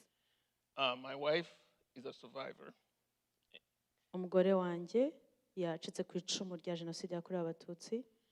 and this is a hard time for us, Ibi rero aba ari ibihe bidukomereye.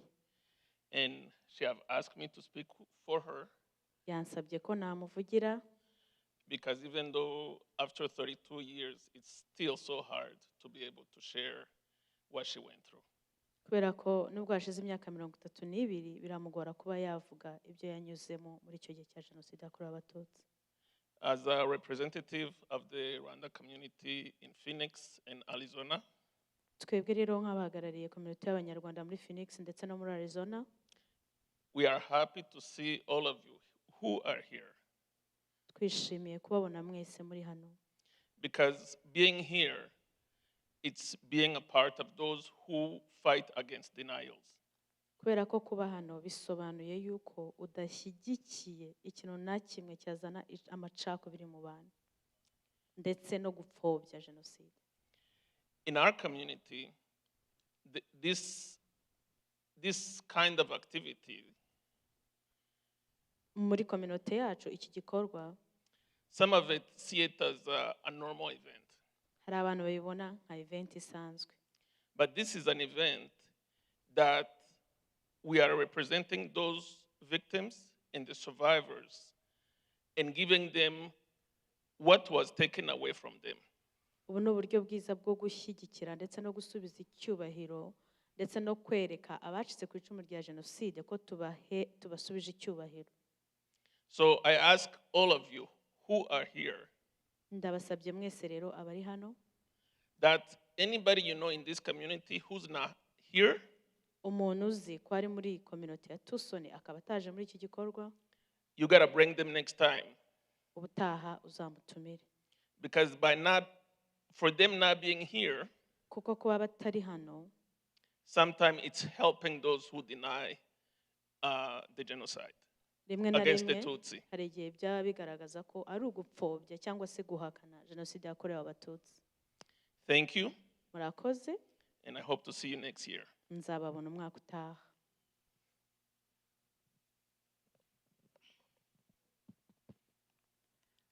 arakoze cyane Alexandre na madamu Liliane kandi Thank you so much, turamwihanganishije. Alexandre and the wife, for coming. Nongeye gushimira cyane cyane mu izina rya bagenzi banjye dufatanyije kuyobora Rwandan Community of Tucson. Nshimira cyane umuyobozi mukuru wa kwibuka, tubikuye ku mutima turagushimiye. Thank you, the leader of the Pima Count, myself, Jackie Murekatete, and the whole committee that I lead with. We appreciate you. Dushimiye cyane umuyobozi mukuru wayo Jennifer Ellen. Thank you, Jennifer Allen. You receive our gratitude. Tugashimira cyane ku mutekano mwiza duhorana muri Tucson, tubikesha polisi ya Tucson.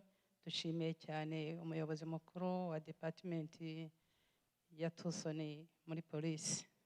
We also thank the Department of Police in the city for the peace and the security that we have in Tucson. Nkashimira namwe mwese mwaje kwifatanya natwe kuri uyu munsi wo kwibuka ku nshuro ya kabiri ya 32 Jenoside Yakorewe Abatutsi mu Rwanda mu 1994. Turabishimiye, turabashimiye tubikuye ku mutima. Imana ibahe umugisha kandi twifuje kuzabahorana iteka ryose. Murakoze. Everyone who came in today, the people of the Rwandan community in Tucson, who reside in Tucson, thank you so much for showing up. From the bottom of my heart, I thank you for your time, for your support, and I always have you on my heart, and I always have you every event. Tubijeje natwe rero bayobozi b'umujyi wa Tucson barangajwe imbere na umuyobozi mukuru wa kwibuka ko ibyo mwatwemereye natwe twemeye kuzabana namwe mu bihe byose muzadukenerera kandi mudufasha ko twazabona byibuze aho twashyira urwibutso ruzahora rutwibutsa abacu baje Jenoside Yakorewe Abatutsi mu Rwanda. Turarwifuza hano muri Tucson. Thank you for standing with us, the city of Tucson. There will be a possibility to have a place where we can put our memorial site.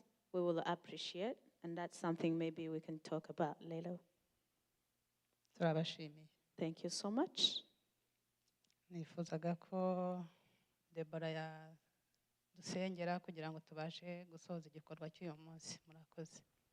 Let's close with a prayer, and then after I pray, we have some candle lighted in our hands. After prayer, we will ask you to turn them off and hand them to the protocol team.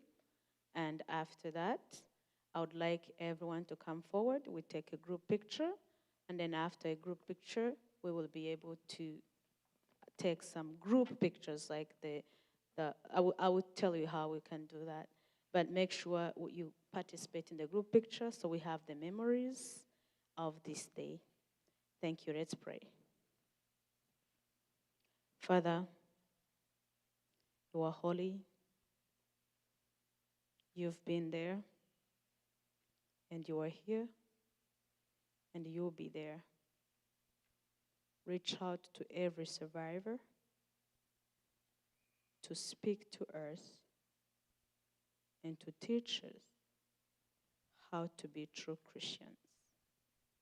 To every victim, to learn and to mature in your salvation. Also give us the wisdom to tell the world that nobody deserves to die because of whatever you designed us to be. It is not our choice that we are born, but it's our choice that we speak out and tell the truth to the world and teach the world the forgiveness after sin.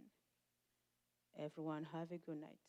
In the name of Jesus, amen.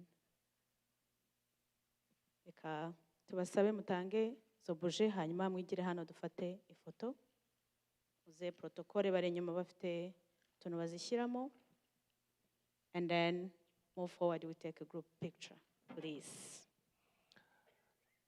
Let's ask people who are here to turn off the candlelight and we'll make a group photo and then we conclude. Let's ask the protocol, please help us with that, and we conclude.